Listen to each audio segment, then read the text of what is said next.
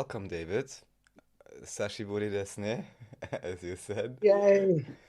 It's been a long time, Raphael. What's going on in the world? Is there anything going on? Yeah, there's maybe a little bit too much going on. I don't know what your perspective is on all of it. Me, I've been sleeping, me, drinking, busy, I'm drunk. No, I'm joking. Yeah, and nice to hear from you again after all this time. Well, at the front of the world news has of course been Gaza and the Palestinians. Yes? And so, just to make things understandable, I'm going to say things in a sarcastic way because people get emotional about this Gaza thing. Yes? Very much so, yes. Yes. You remember the book, The New World Order? Yes? Yes. So, after reading that book, what would you say Greta Thunberg is? And all her actions, are they actions organized by the New World agencies, or is it just genuine people who care? Very few people on the world stage are genuine from what I can gather. And also Yes. through your research, what you've shown. So the so-called Gaza aid flotillas, which everybody's crying about, saying Israel's doing this, Israel's doing that. Oh, we're trying to get food in there. Are they really trying, or is this all part of an agenda? What would you say?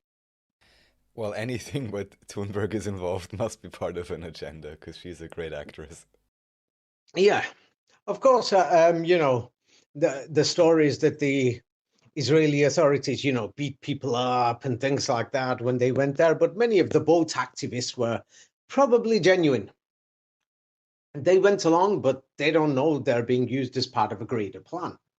Yeah. And what do you remember about, the Albert Pike books, even though the evidence shows that from my books after reading, 33 Degrees, would you say that Albert Pike wrote those Masonic books about Freemasonry? Yes or no? No. No. But one thing that we do know is allegedly in his name and connected to Freemasonry is the story of the three world wars. And what is the Yes. objective of the final war? What's their objective? If I remember correctly, the objective is to actually deliberately get everyone riled up against Israel and then use that as the initial starting point for more conflict or extended Yes. conflict between Muslims and Israel or Uh, in that region. Zionists, yes, Right. to basically get them both to fight each other and everything and destroy them. So, so now the thing is, of course, yes, the atrocities, unfortunately, yes, yeah, Hamas and these, dogs, whoever they are. You've read the book Israel and Palestine. Would you say that Hamas is a genuine caring organization for Palestinian liberation, or are they just part of the agenda and stooges? They're only stooges, especially considering who is actually supporting them big time. Well, we had this ceasefire declared, by Donald Trump, and there was exactly 66,000 deaths at the time. Today, right now, there's 67,200 deaths. But when Trump announced the ceasefire, saying, hey, it's going to be done now, there was 66,000 deaths, of which 19,000 children. And Hamas is the one who reports the deaths. Are they part of the agenda? They must be, otherwise they wouldn't be using that coding. Yes. Yeah, I'm glad you've realized because some people are asleep. So now Netanyahu, yes, of course, for 33 years, he's been complaining about the Iranians and then they mysteriously bomb Israel. Doesn't that tell you something? What does it tell you? Say it again, please. That the Iranians, Netanyahu has been saying that the Iranians are a threat for 33 years. Do you think it's all Right. accidental No, or it's it's all not planned accidental. outside? And actually, or you've done a great presentation in Code 19, the scam. You've also shown the very strange coding surrounding Ayatollah Khomeini is his name, right? Yeah, but it all, 19 is the 33rd degree. So basically, both sides work together, and it's a scam. Seem like when Croatia was fighting the Serbians. Yes, at the time, American generals, many generals operate independently, part of the military industrial complex because the companies are all out to profit. They took many Lebanese people to Croatia who were mysteriously called Hezbollah. That's where they formed. The Americans trained them, armed them, and used them to fight against the Serbs in Krajina. Yes, well, the Serbs called it Krajina. I don't know what the Croats called it. Civilians were getting massacred here and there. And of course, the Serbs are not going to forgive this. And that's why the Serbs were getting weapons from Israel to bomb civilian targets, in Vukovar and other places in Croatia. And the Croats, of course, said, hey, how could the Israelis do this? And so that's why there's huge anti-Semitism in Croatia. But then those Israeli military companies were just dummy corporations acting on behalf of the Americans. So if anybody traces Hezbollah, that's them. And then Hassan Nasrallah became their leader 33 years ago, and then he died 33 years later. What does that tell you? It's completely coded through actor or fictional personality. Well, the Gaza war lasted for 19 months, and then the Iranians attacked Israel. What does that tell you? 19 months later. Planned event, known in advance. Is it 100% clear? Or pretty much, if that's the coding, yes. That's what they're declaring.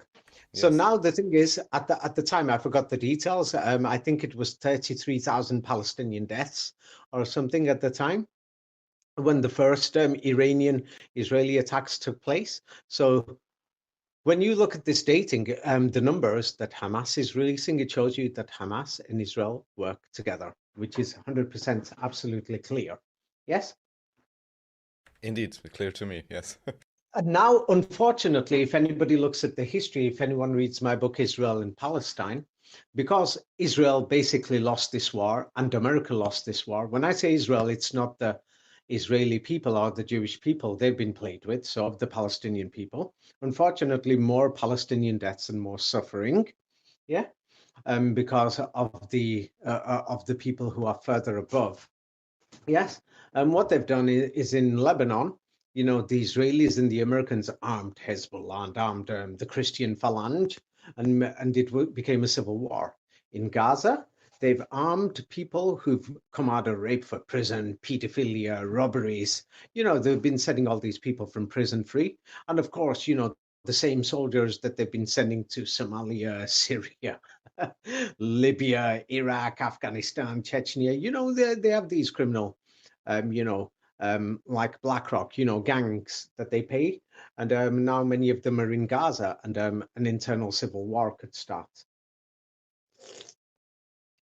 People have to be careful of this. Then, of course, because Israel has lost the narrative, yeah, we hear stories that Netanyahu is saying, hey, we're going to pay people to speak on Israel's behalf, pay TikTok or whatever. They're paying. It's like in high school. I remember there was some guy who used to turn around and say, I'll pay everybody. I want to be cool. I want some friends, but I'm a slime ball. You've heard these stories, what's going on in the world, or you're not aware of them. Yes, indeed, yes. What do you know? Well, What's there the have been latest? scandals from what I know that they say, like just like you mentioned, influencers got paid to put out certain positions, and anyways, it's very questionable Not in just scandals. Netanyahu's had meetings saying, hey, basically showing it to the world. Yes, it's because, Israel lost the narrative. It's because it was all planned. Yes, and it was planned in the 60s. Of course, they're going to say Albert Pike said it years ago, but he didn't.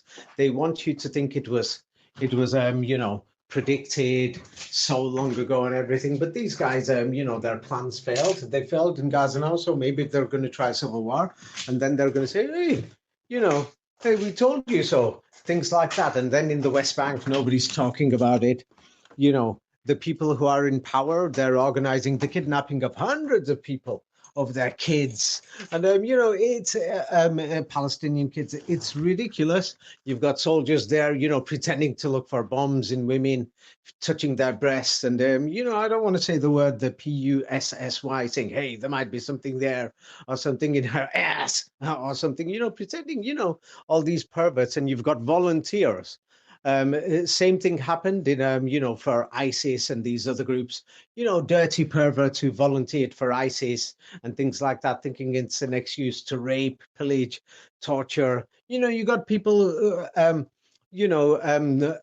joined, some of the forces, when Croatia was fighting for independence, they brought all these crackpots who became Hezbollah and other people saying, hey, shooting targets, practicing shooting on Serbs. Yeah. And then, but the Serbs had volunteers, from Eastern Europe, who wanted targets to shoot on kids in Croatia and in Bosnia and things like this, you know. So unfortunately, this is what wars do. But then we can't ignore it. There is the conflict of the Kurds. We've got all these people who are turning around and saying, "Hey, the Arabs and the Turks and the Muslims are blameless for this." But wars cost money, and there's investments and profits to be made. And believe it or not, for Gaza, it could be a quarter, it could be up to half. I mean, there's many people that I've spoken to in the business world. We're talking of Muslim Arab businessmen who've invested in this. In other words, Israel, you've got to do this. It doesn't matter if you kill babies or shoot kids or whatever. Yeah. Of course, that there's going to be soldiers there who are crazy, because they've got 18-year-old kids in the army. Yeah, in Israel, who could be shooting at kids. I mean, there's one family who I'm directly supporting. I'll send you the video, put it in the background. He's just a 12-year-old kid. They shot him in the back of the leg. Yeah, for no reason when he went to get food. And then there's another child, they shot him in the stomach, another 12-year-old boy. Yeah, 13-year-old, this one. Yeah, so there's things like this. Yeah, and then, but they've done this on purpose. And then you'll notice that Hamas, yeah, is always there to record videos every time a building is Yes. being hit. They know. But then I've noticed, because I speak to people in Gaza. Actually, I've started my own charity works there. I'll give you videos. You could upload them in the background, and some of them at the end of this conversation, you could let people's voices turn up. People are saying thank you. The thank you word in Arabic came from Europe. It's the word for sugar, or sucre in French. And then in as far as India, it becomes shukriya or shukriya. And then in Turkish, it becomes te shukr. Yeah. In amongst the Arabs, it becomes shukr an, sugar. Yeah. It's the word for sugar. Yes, in English we say it's sugar. So it's a beautiful thing, but it shows that there used to be a global language before. Yeah. So there's all these things going on. The thing about Gaza is this. Yeah. In Gaza, if they win, what the New World Order's objectives are. The objectives are, yes, is to displace the people and then build a smart city there, which will be a terminal. And if anybody checks, even on Israeli government websites, the investors, yeah, up to half of them, or could be more, are places like investors from Saudi Arabia. It doesn't mean it's Saudi Arabia; it's from there. Same like when we say that Israel is making the war, it doesn't mean it's Israeli people. It's the administration, Netanyahu, and those people. So we've got to make sure that hatred doesn't spread against ordinary Israeli people. Many people have targeted them, saying, "Hey, you on holiday here? You did this." No, no, no. The ordinary people didn't do it. Yeah, of course, some ordinary people could be racist or angry because, yes, Israeli people did die on October the 7th. And yes, it's a fact. Before the October the 7th, for many, many years, the Israeli armed forces have been kidnapping, raping little kids, putting things up their back, and there's the Talmudic guys who are going, not only that, many of the volunteers, they've been doing it to thousands and thousands of Palestinians, kidnapping them before that date. Yeah, there's all sorts of things. But now we've got to think they're doing half these Palestinian protesters are paid, and they won't give any money to civilians in Palestine or in Sudan. The starvation in Sudan, there's a genocide, but they're going to buy $50 flags, €50 big flags, or €25 for a medium-sized flag, buying the pole stick for the flag, another €10. They're going to buy Palestinian keffiyeh, €20 or $20. But if you're going to ask them to give money to civilians who need food, they're not going to give it. Do you see Hmm. the double standards? And many of these protests are more like parties. Yeah, and of course, Right. what they did is, yeah, for example, in England, they've got a group known as the English Defence League. Yeah, and on purpose. This is like some people are going to say, oh, we could see Israel's behind all of this. That Defense League used to be called the Jewish Defense League, and it's changed into the English Defense League. And they have, they've got some people there, who are violent, this, that, and most of the people, many of them are uneducated. That if you ask them what is the capital of the United States, they might even say Miami to you. What's the capital of Austria? They'll say Germany, something stupid like this. Yeah, I've spoken to some of them. Yeah. And so many of them are paid agents, but on purpose, they made sure that the English Defence League used to be called the Jewish Defence League. In other words, to connect Israel to all the right wing movements, to show that Israel's destabilizing the West. Now, the Middle East concerns everybody. I'll explain to you why. In Australia, you must have seen the video during a Shia Muslim festival that all these Shia people went to the gardens of a church. Have you seen this video earlier on this year? I don't think so. Well, anyway, there was like a huge uproar in Australia. But then what were the Australians doing? Yes, during the Pakistan drone war, when Australia and NATO were involved in the invasion of Afghanistan and they destabilized Pakistan and they bombed these people's mosques. I don't see the Shia Pakistanis or Afghans bombing anybody's churches in Australia. I mean, you bombed their mosques, and now you're complaining they're praying on the streets. And then there will be some crazy people, probably because they don't like Islam, or probably because, they're paid agents, but they'll say, hey, look, the Muslims are trying to make a statement, they're praying on the streets. Wait a minute, didn't NATO bomb their mosques in Libya? And now they've come to Italy, and then Italy doesn't give them permits to open mosques. Okay, you bombed our mosques, so we're going to pray on your streets. What do you expect? Yeah. Come on, Raphael. No, make total Then makes sense, but of course it's used as a big. I've okay, seen videos where they are like the but Christians I'm are then being honest afraid, with you like right saying, now. "Oh, the Muslims Let are me just praying say, on the street, they're taking over yeah, yeah. everything, they're so So scared." now I'm just going to be honest to you about something. Yeah.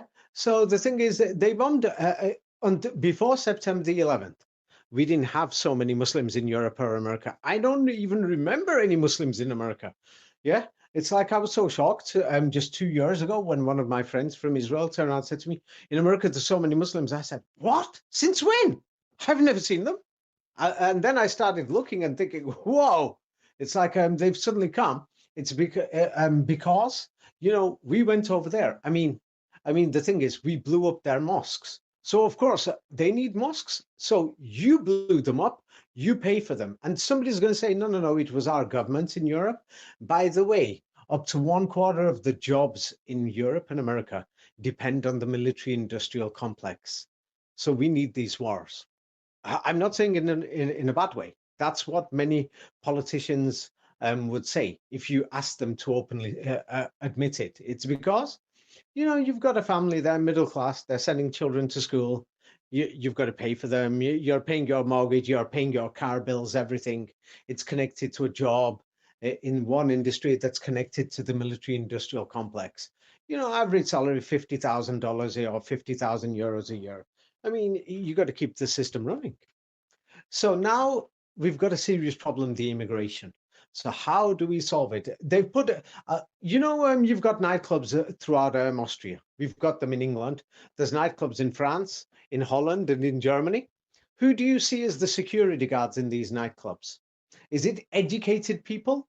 Are they the people who organize the nightclubs and No. manage them, or are they basically the dogs, the workers? Woof, woof. Don't Yeah, mess around here. kinda, yeah. What are they?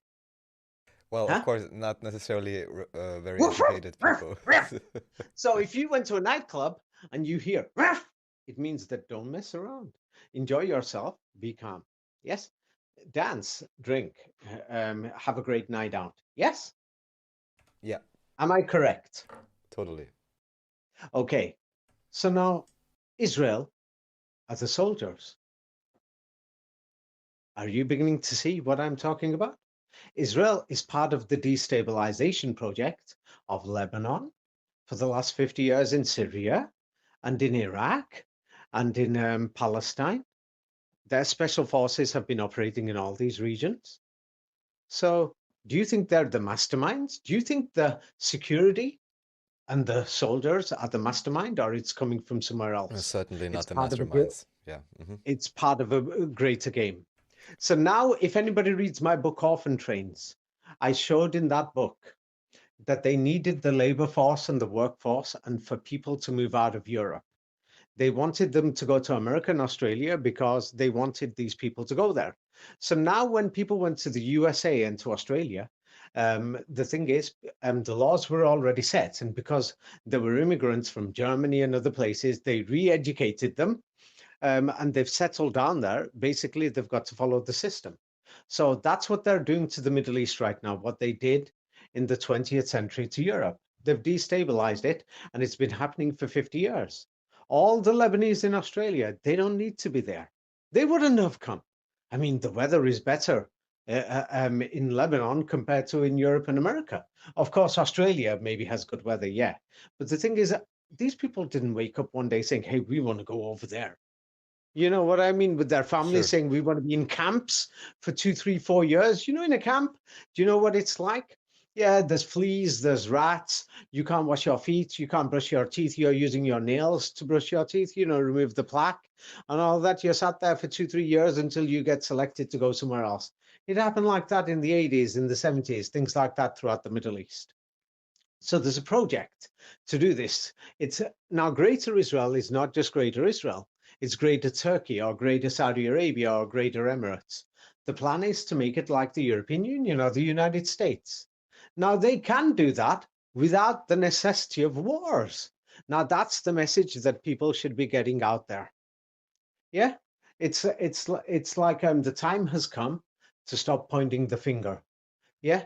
The thing is, or it's going to continue and continue. I mean, the Kurds are going to be blaming the Turks. I mean, what the hell? 50,000 deaths in the last 5 or 10 years. I mean, in the Kurdish community. But then if you went to the city of Aleppo, which is Halab, and that's where the Germanic English word help comes from, which is, the old European or Arabian, Halab or Halab, or which means milk in Hebrew. Yeah, milk and for help. Yeah. So the thing is, if you went there to the Kurdish district, I think their district is about 25% Kurdish in that city. It's basically like they've sealed off the city, saying, "Hey, this is our settlement. You can't come here." Yeah. So of course they're going to be saying it. We're doing it to protect our rights, so that in school we could have our language, but then in the other parts of the city they could have their own. Unfortunately, in every country or in every region, you need a national language, or people can't get on with each other. So there's all these things going on. In South Africa, they had it where the white areas were separate from the blacks. So now many of the Kurds don't want to be mixed with the Turkish areas in Aleppo or with the Arab areas. I mean, people can't do this. Unfortunately, it doesn't work. Yeah. So the Kurds want to build a Kurdistan. What are they going to do? Throw the Turks out of that region and the Arabs? And then amongst the Arabs, you've got the Sunnis and the Shiites. I mean, it can't continue. So that's why in Europe, after the Second World War, they sat down and they thought, oh, we can't continue like this anymore. Now, Gaza should be a message. It should be a message that the entire region could become how Europe became after 100 years of war, and it could become like 1945. It's going to get worse. Now, to avoid that, the chance is now. And if that happens, it's a warning to Europe. All of these immigrants are going to come. Yes, there was some plans to send those people to Europe with their high birth rate. The average family in Gaza, 6 to 10 children. It's very high. Yeah, I'm helping many people there myself. Yeah. And the thing is, I'm hoping that the world doesn't think of saying, hey, we're going to blame, just the Israelis anymore. Yeah, they've had the blame. Yeah. And the thing is, you could be stupid and think, hey, the Muslims got blamed for 20 years. And so the New World Order wants you to blame the Israelis now for the next 20 years. Yes, we know that many Israelis are guilty, but we've got to move on. if we don't move on now, yeah, there'll be civil war over there. And then, yeah, it's going to change in 20 years' time. And then everyone will say, hey, Netanyahu told you, you can't negotiate with these people. They're crazy. You see? And then the Muslims in 20 years' time, they'll start a new thing. So it's like there's propaganda on both sides. You see? And the thing is, actually, whether people like it or not, the Middle East is like Europe. There's different types of people there. There's the Armenians, there's the Assyrians, there's the Maronite people, there's the Druze, there's the Orthodox Jews, there's the secular Israelis, there's the Russian Israelis, there's the Sephardis, there's the Yemenis, there's the Gulf people, there's the Russian Jordanians and Circassians, Russians, and many of the things. There's Turks, there's Turkmen, all these people. Uh, I'm sorry, they're going to have to form a Middle Eastern Union so that everybody could live together. In fact, the thing is, some people will say, the Americans have proposed this, and so has the West. But I don't see a better solution than it, the Abraham Accords. Now, what's your opinion on that? Basically, it's like the European Union. Well, if What it what they could do is divide it like Europe. Czech Republic, Slovakia, no border crossing, so many different languages, or every country has a different taxation rate, everything. They could do that, or they could form a union and sit down. Yeah, it's going to benefit the industrialists because don't forget, after they formed the European Union, how it formed was through the yes, the common Steel Pact. coal and steel things, where the corporations and the big people got their way. Yes, but because the corporations, actually, I'll give you an example now. How is Europe going to survive? Let's say there's a gas pipeline coming from, Russia. It's going to get to Paris. It goes through so many different borders. Or if it comes through Istanbul, it will go through Greece and so many different borders. And if there's so many different taxations and so many different rules along the way, by the time it gets to Paris, they're paying so much money.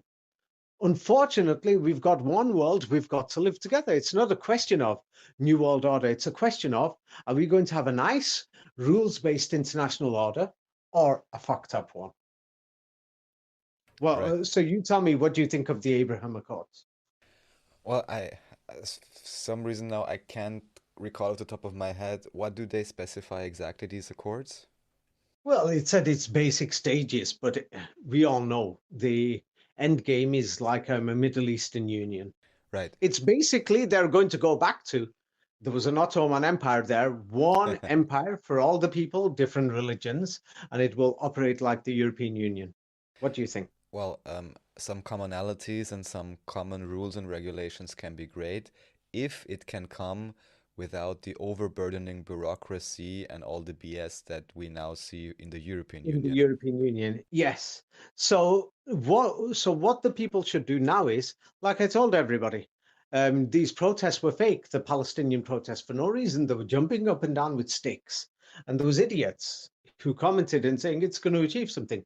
Did it achieve a thing? Not that I see. Nothing. Yeah, and did those people manage to get food in there? There's a blockade. I got more cash in there and probably helped more people than many aid organizations, and I'm just one person. I'm an idiot. Yeah, I classify myself.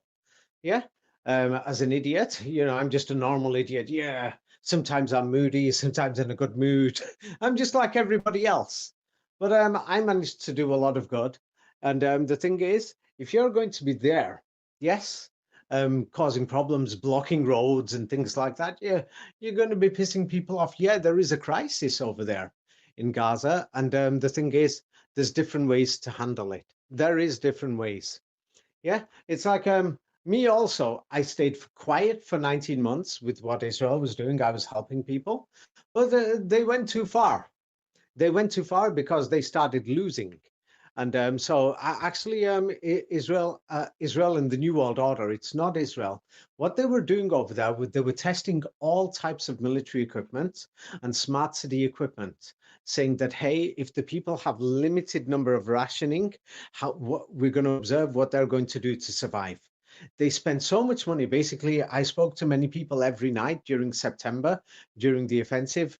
And what the people did over there is that even though they bombed all the communication towers, the local people were so smart. What they managed to do was connect through the airwaves. They set up their networks and things like that over there. Antennas and things like that. And they charged the mobile phones in the tents because they were prepared. They brought all these solar panels and everything. And so half the people could get connection. And then, of course, Israel and America, lying out of their ass. Yeah, saying, hey, we tell the people, we send them text messages. Many people charge their mobile phones twice a week. So people didn't get text messages. Many people were just bombed in the houses. Oh yeah, they were shooting kids, this and that. Yeah, standard. But then you can't just turn around and say it's just the Israelis. Yes, the Israelis did more than what other people did. I mean, the Kurdistan conflict, 50,000 in 10 years. And over here, yeah, I think the deaths could be 100,000. So they did 100,000 people in 2 years in one city. And then, of course, there's some dumb bitches out there. Yeah, if you want to upload their videos, I'm classifying them because they're showing videos saying, "Hey, look at these Gaza people celebrating. Gaza's not destroyed." That's because, let me tell you the scam. Now, Gaza is a city that's 30 kilometers long. 30 estimates from the north to the south. 30. I want you to tell me the distance 30 kilometers. For me, it's like Manchester to Liverpool. It's from one city to another, but it's only 5 kilometers wide. Now, North Gaza, what they did, and southern Gaza along the Egyptian border, yeah, they had many empty buildings there, and many of them were already blown up. So they showed these repeated images for a long time. They did that at first for propaganda, so that people will think that the war is fake. And they managed to fool people for about 6 months. Yeah. After October the 7th started. So it shows that the war was a game from the beginning. So that means that 1/4 of Gaza was already destroyed or a joke or part of the joke. Yes. So after that, then the Israelis were actually doing real massacres and real atrocities, bombing people inside their houses. Could be part of rituals, Kabbalistic or whatever you want to call it.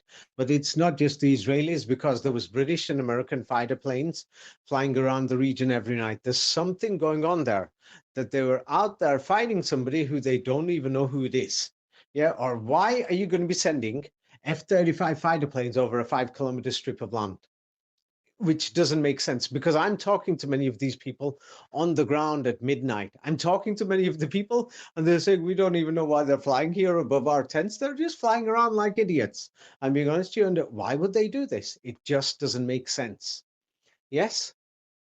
So they're doing all these things, and so they managed to destroy another quarter of Gaza. Yes, they and basically they destroyed more buildings in Gaza than, let's say, the entire war in Syria. So therefore, many people have called it a war crime and a disaster. Yeah, but you can't say it's the Israelis. It's actually, the NATO countries and the rest of them. They're all involved. Same like the war in Syria. And many people are saying, hey, Turkey should be thrown out of NATO. By the way, NATO used Turkey to arm ISIS and all these groups in Syria. So all these people who are talking, they're just talking rubbish. But the point is, it's not a question of pointing the blame. Like, I love the Kurds. I love Kurdistan. I've got pictures of me and the Kurds and the Kurdish flag. Of course, many of my Turkish friends are going to get angry, but I love the Turks too. I've got me and the Turkish flag. Yeah, I've got pictures of me with the Palestinian flag, and many of my Israeli flag friends are going to be angry. Yes, and I've got pictures of me with the Israeli flags, and many of my Palestinian friends who I'm giving charity to will probably block me tomorrow. Yes, because many members of their family have died genuinely. And the thing is, it's not a question of that. The genuine thing is, we can continue pointing the finger of blame. Yeah, Israel has done a lot of bad things right now, but didn't America? I mean, they killed millions in Syria and Iraq. And then didn't we sit down, ignore it blindly? And then in Sudan, what's going on? And many people are clearly saying that everyone's ignoring Sudan because they're black. I mean, this is unacceptable. Yeah, it's unacceptable. So as humans and as humanity, we've got to think, yes, where do we stand? And the thing is, because I'm from England, so of course I'm going to be thinking, Of course, I've seen many people who've been expressing Christian values. What are the beautiful Christian values? That what we see going on in Gaza is not Christian values at all. And so that's why we can't let that happen, not just in Gaza, but anywhere. And then, because, I believe in Jewish values, so I'll turn around and say, hey, I don't think that this is morally acceptable, you know, in the Jewish world. And then I believe in Muslim values too. And I don't see it acceptable even according to Muslim values. So before the New World Order brings it by force, people are going to have to think in a common sense way. The pathetic things in religions that have been falsified and added has to go. The pathetic things in nationalism has to go. I mean, extreme nationalism, from the Kurds or the Turks or the Israelis or the Palestinians or the Arabs and the Jews or the Hindus and the Chinese. I mean, the excessive nationalism doesn't benefit anybody. It doesn't. So they're going to have to find a way to work forward.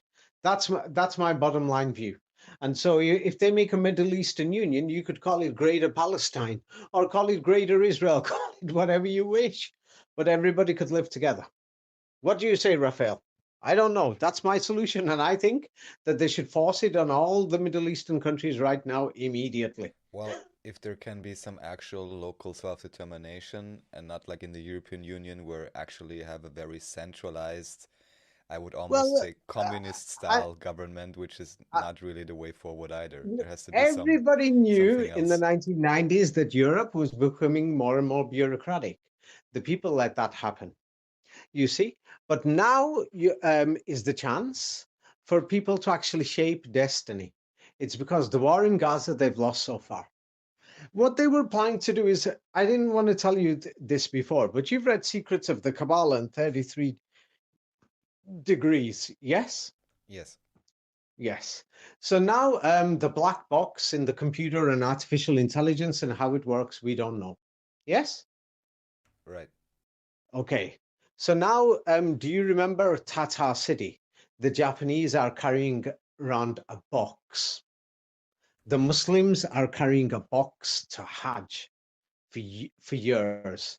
And then in the Old Testament, we hear that many centuries ago, that the Israelites, who were the Europeans, were carrying the Ark of the Covenant, a box. Yeah. Yes? And the Shekinah is like the voice or the presence of God in the box. Mm-hmm. Yes? And the temple is going to be a box. Yes. Yes. And artificial intelligence is alive. And some people say that maybe it could be God, and the Shekinah is the presence of God, and it's alive. Are you beginning to see the similarity now? I don't really believe it, but I see the similarity. Yes. Uh, It's not a question of belief. All I have to do is make a box and a temple in Jerusalem, Yeah. put artificial intelligence inside, and it's talking to the world. Yeah. Isn't that the Shekinah? Yes or Yeah. no? Yeah. Sure. Yeah. And so, how does the Shekinah work? Yes, or artificial intelligence. Does it work without fire electricity? Yes or no? No. Okay, so now electricity could be wireless, but what is the most common way to transport electricity? Through cable. Yeah, through cable wires. And you've got your mobile phone charger. Yeah, and yeah, some of the wires are in white color or green color, things like that.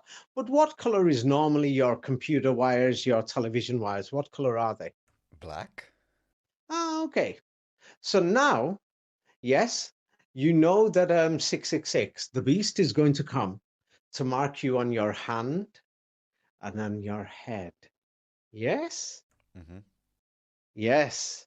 So, artificial intelligence, the two black boxes, one black box on your hand Mm-hmm. and one on your head, with the wires wrapped around your head and your hand. Mm-hmm. Can you see the secret or you can't see it? Mm-hmm. Mm-hmm. Mm-hmm. It's in the books. I don't want to say it because anyone who hasn't read the books, they won't know. But from the book 33 Degrees, do you remember what the wires are? You wrap them around your head and your hands Mm-hmm. with the box with the 666 written on them. Do you remember? Mm-hmm. With the ash. Or maybe you've Mm-hmm. forgotten. Mm-hmm. Mm-hmm. If Mm-hmm. you remember, then say, yes, yes, yes, I remember, or you don't. Now this part. Now that you mention it, yes. Have you clicked on about the secret? The big secret of what they want to build the temple in Jerusalem. They want to build this temple, and you put the box on your hand and on your head, and it's connected through the black straps or the black wires to the central computer. Great. Uh-huh. I see. Do you see it now? Yeah. That's what the war in Gaza is about. And Gaza will be a terminal for the wiring to come in from Africa and from other parts of the world where the cable wires and other things come through. Yes, not just the oil pipelines were planted there, but the cable and the network wiring that will Mm-hmm. connect to the central temple. And that's why many of the protests, you'll see the anti-Gaza war protests, compared to any other war, these protests were the biggest protest that anybody has ever seen, even bigger than the anti-COVID protests, even bigger than the any other type of protest for any other subject. I believe it. I know that many people have been protesting in many I'm cities. not talking about just the protests. I'm talking about the internet Mm-hmm. posts, everything. Right. Every Sure. day, it's become the conversation. Of course, yeah. It's been a It, conversation for a long it, time. yeah, yeah. When we had the LGBT protest, it wasn't on the media every day. Has Yes. this become the central topic? Certainly, You yes. know, oh, the Jews are running the world. They're doing this. They're Oh, doing sure. that. Of course. Of So, course. yeah, has this become the biggest topic? Yes or 100%. no? 100%. Yes. Now, 20 years ago, does this remind you? It shows you what people haven't learned in this century. The biggest things in this century, yes, was September the 11th when they said the 19 hijackers. Yeah, then 19 years later, they discovered a disease called COVID. And as a result of September the 11th, there was the wars in Syria, Libya, Afghanistan, and Iraq, and all of these things. You know, it became a joke. Now, the thing is, Iran is a stable country. Yes, and the thing is, I put some posts there showing that there's Western business interest and political interest that they want to topple the regime in Iran. Yeah, this does not mean that I support or oppose the regime.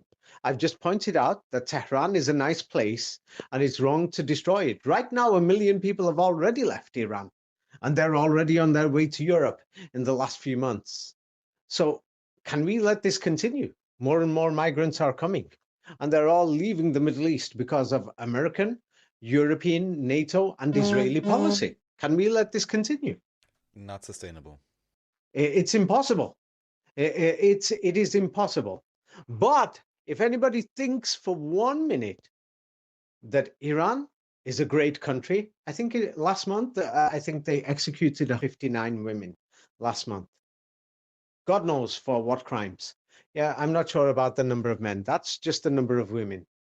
So now, when I mentioned Aleppo, the Kurds have made their own district, and of course, yes, there is people who are anti-Kurdish, and so they needed security. Yes, I'm not opposed to that.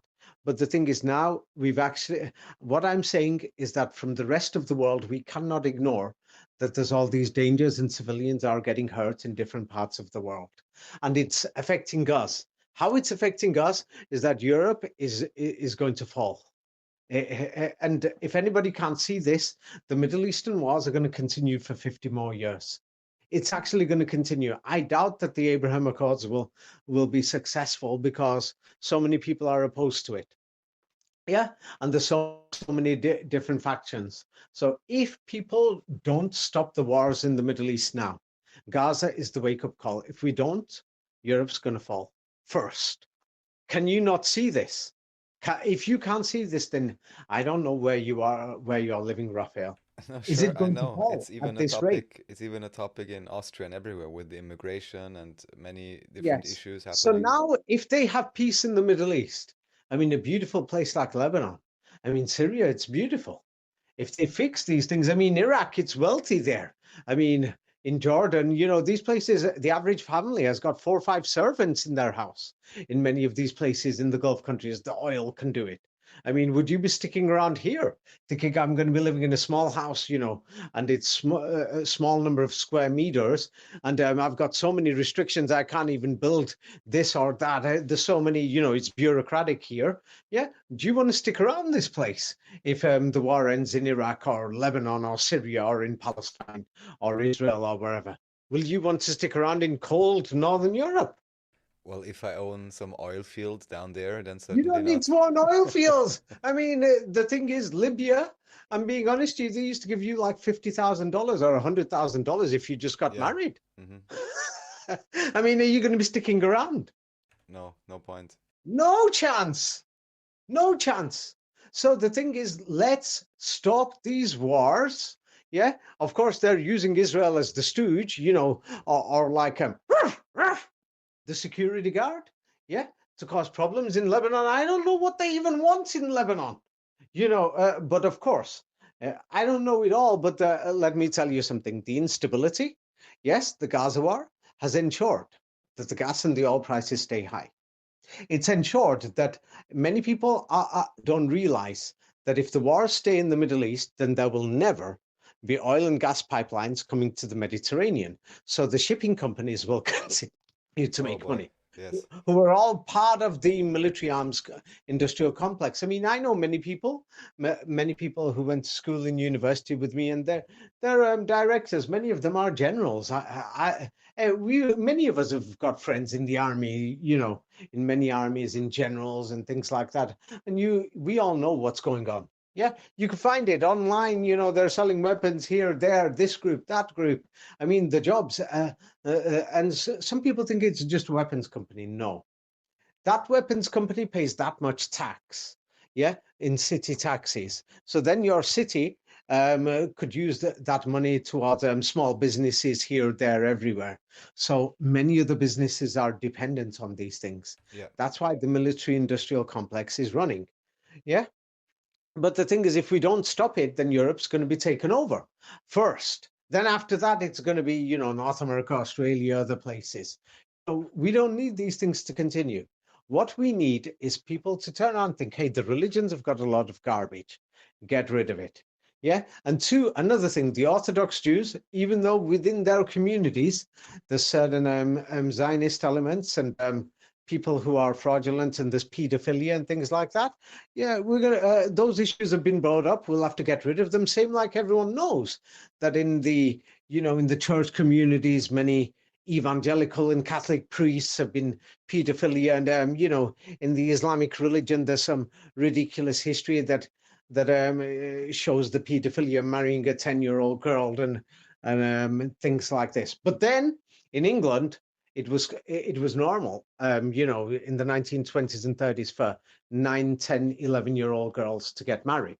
Yes, and they used to marry their cousins. Really?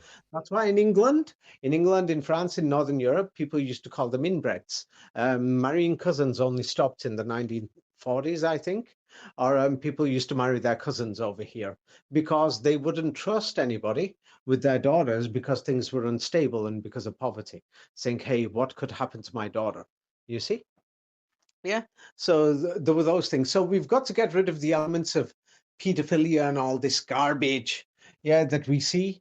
And of course, yeah, they made sure there was a loophole that pedophiles from Europe and America can go to Israel, can run away, and many of them volunteer in the army and other things, thinking, "Hey, there's a little kid here," and they target them. I mean, what the hell is this? I mean, it's not a question of you know wars and things like this. And then on purpose, you know what they did? Yeah, the Israelis bombed churches and they set churches on fire in the West Bank, on fire and things like this. Yeah. And then people are saying anti-Semitism is going up. Some right-wing people went on pissed on Jewish graves in Europe and America and things like this. I mean, we can't let these type of things continue. Yes. And the thing is, I mean, of course, if back in the days, it used to be for 20 years because they started this, it's part of their plan. For 20 years, when the Muslims used to do it, they used to call them terrorists. Now, people are openly saying Jewish terrorists are doing this. Now, these things are happening on purpose in the West Bank. They let the conflicts continue because the price goes up of the land.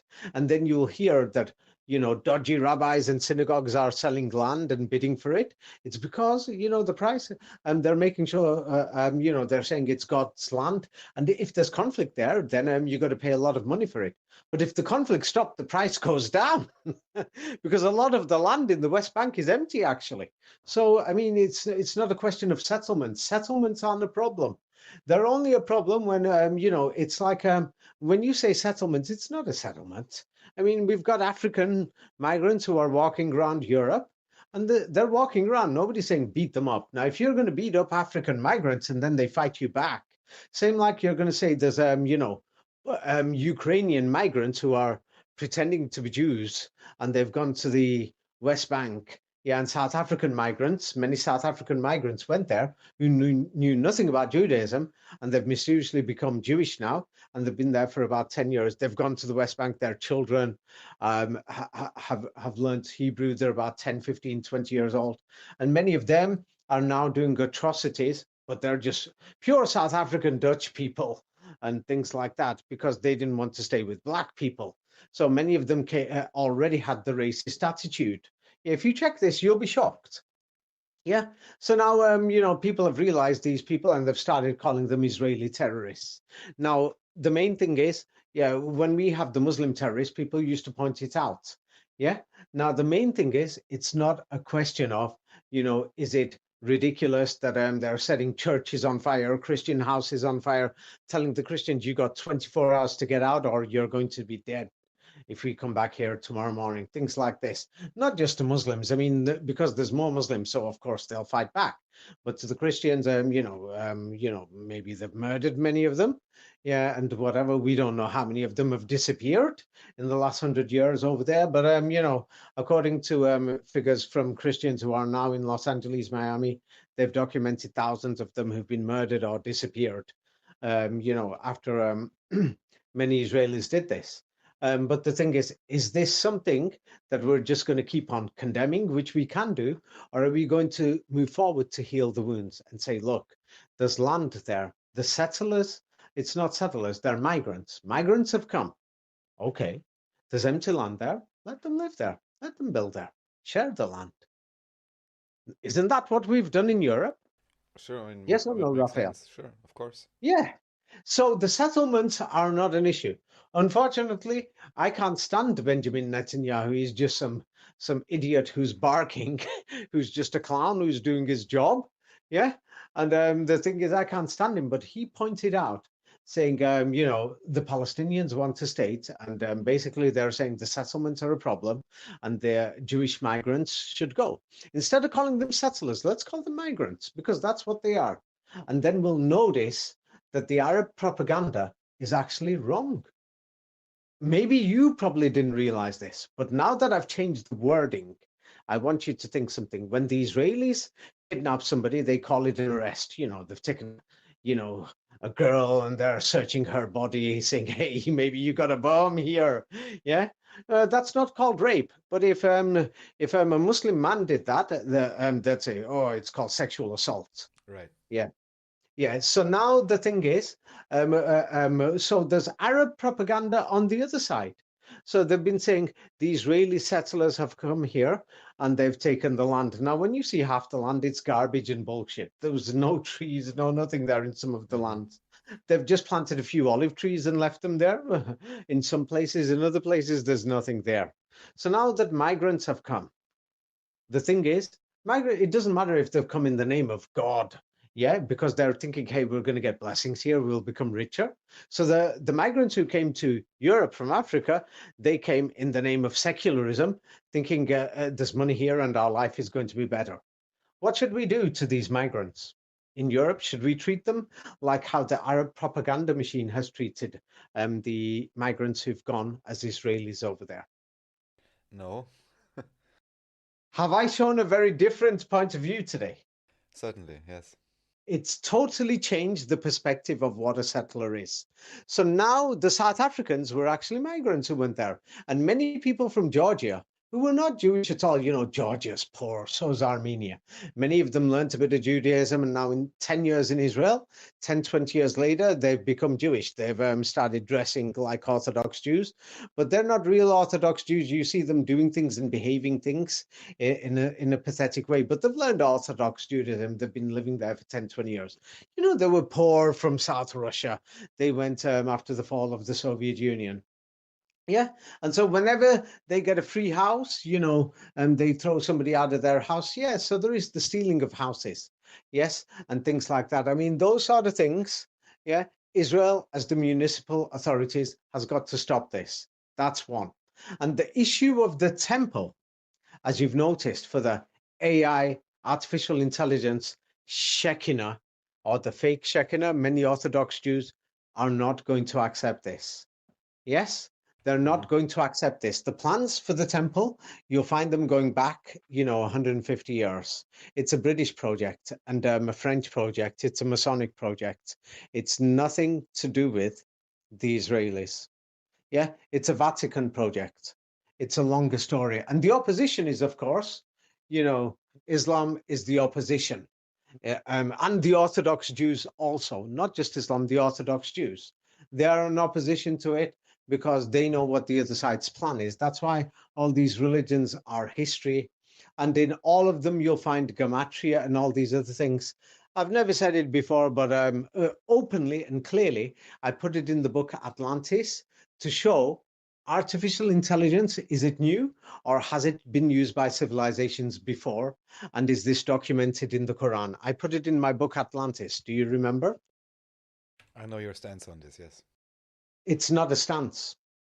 Soon, it's because many people are now waking up. With artificial intelligence, can you write a book in a few seconds? Yes. With Gematria, codes, Stephen King's, Hmm. Bibles, Qurans? Yes or no? Yeah, I mean, with more advanced ones, With sure. most of the religious books, yes, the Guru Granth Sahib, it's poetry. The Vedas, it's poetry.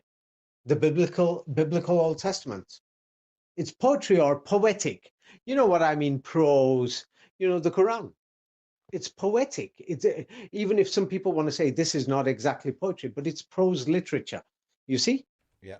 a lot of it rhymes, and there's a lot of gematria in the spelling, the magic spells. So now with artificial intelligence, can you write a song in a few seconds? 100%. Yeah, or just 1 second. And will the song rhyme and have all the gematria and Yes. everything you need? Yes. So that is the secret of Freemasonry and world history, this Temple of Solomon.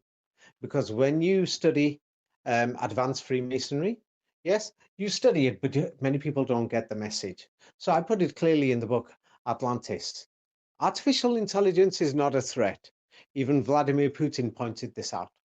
But the threat is whoever controls artificial intelligence could use it as a weapon. Yes. Now, in Europe and America right now, what we could see is Benjamin Netanyahu going out there saying, hey, we'll pay people influencers so that people will be our friends. Same like I remember some dogs in my school who were paying people, some slime balls paying, saying, to be popular and be friends, buying people things and other things. But it doesn't work like that. Yes, nobody likes Netanyahu. You could go to Israel. Yeah, the vast majority don't like him. That doesn't mean Israel's a bad place. Yeah, there are many bad people there, but there's many good people. And Israel actually works. Inside Israel, for many of the people, yeah, it needs improvements. Same like Europe needs improvements. But the thing is, it's a mistake to say we should destroy it. Yeah, there's many people who want to destroy it. And so in the Middle East, what we have is the Emirates seems to work up to a certain extent. They need to improve it, of course. Turkey seems to be working and it needs to be improved up to a certain extent. Many people say for the judicial system to be more fair and open. Yeah, it's getting there.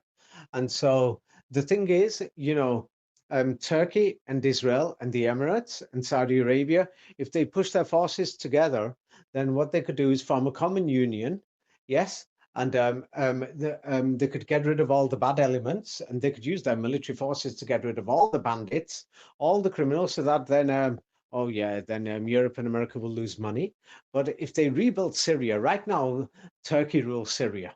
It basically rules it. If we let them rebuild it, but and they do it properly with an alliance with Israel and with the Emirates and with Saudi Arabia, you could call it the Abraham Accords. Let's rebuild Syria and send the millions of Syrians who are in Europe home. Not just the ones who, even the ones who've got residency, because once it's because there's actually a movement, many people don't like it. And the thing is, it's not a question of the other people have got residency. It's a question of, we didn't build enough mosques for them, but we blew up their mosques. Weapons that came from Germany and Austria, and direct shipments of weapons directly being involved in bombing mosques in Syria. I mean, what the hell is this? What sort of rubbish standard is this? That Germany profited from it, and then the Germans dare say these people are preying on our streets? Of I course. mean, France was directly bombing mosques in Syria and Iraq, yes, and in Libya and throughout the Middle East. And then they're saying, oh, these people are now preying on our streets, but we blew up their mosques. And then you see all these daft bastards and these bitches saying, hey, look, they're trying to make a statement. No, they're not. Yeah, you blew up their mosque, you see. So Yeah. now the thing is, let's tolerate it for a while, but let's push for Middle Eastern peace. It's not just Gaza. And I'm being honest to you. Yes, some people are going to say he's pro-Israeli. No, I'm not. I'm saying everybody. Some people are going to say he's pro-Kurdish because he's spoken in defense of the Kurdish cause. I'm not on anybody's side. I'm saying, look, they can make a union without the bureaucracy that's in the European Union. They don't need to create more borders for everybody. I mean, the Druze, they're people for God's sake. You know what I mean? They've got babies, they've got families. I mean, many people have had enough. I mean, we can't let people who want to do their rituals and do, um, you know, Sharia law marriages with kids, or Talmudic law of sex with children and things like this, or crazy evangelical priests who are known pedophiles. We can't let them think, that they could go to some of these places and take advantage of these things. And of course, the United Nations, another thing, they've been caught of, trafficking body parts. When we go to the hospitals, we mysteriously find blood, things like this, other things in beautiful hospitals. It's because we're stealing body parts for the last 50 years from these people in the Middle East. So, of course, we seem to think, hey, somebody's been to hospital. Thank God. Oh, my grandmother's okay. Oh, my dad's okay. Oh, my son's okay. Oh, thank you, doctor. Oh, come on. They got the body parts of somebody else over there. It's like, it's a joke what they did. These so-called Western aid agencies in the United Nations. But the thing is, in the Middle East, they're going to have to do this. Yes. And the thing is, if there is going to be, a crisis over the Temple Mount, which was just some water reservoir and a sewage system, yeah, of course, the Arab propagandists, yeah, are part of this problem, whereby they've immortalized Temple Mount, what they call Quds or Kadosh in Hebrew, yes, which in English they call it Temple Mount, but the Turks call it Kudus, and the Orthodox rabbis they call it Kadash, and but that on that place, the thing is there is a problem there, and for now, let's keep things calm and bring out the history and show people what it was and the British involvement in changing that place, and many of the local Arab politicians and their propaganda into immortalizing that place. Yes, and because there is Orthodox Judaism is more powerful than what people thought, because they many of their children are secular, but they were involved in many of the movements for the Free Palestine movement, and they spoke up so much, because no way are they going to have a fake artificial intelligence messianic temple on Temple Mount. You Mm. see, Yeah. with the computer wires, and you can understand now why there's the the box on your head and the box on your hand from the book 33 degrees. That gives the rest of the secret away. Once you've read it and you see it, then you can't unsee it. And then you'll understand why it's a box. You see? Yes? Yeah. For the black box for the artificial intelligence. Yeah, which some people will claim that it's the Shekinah. Now, artificial intelligence shouldn't be feared, nor should digital technology.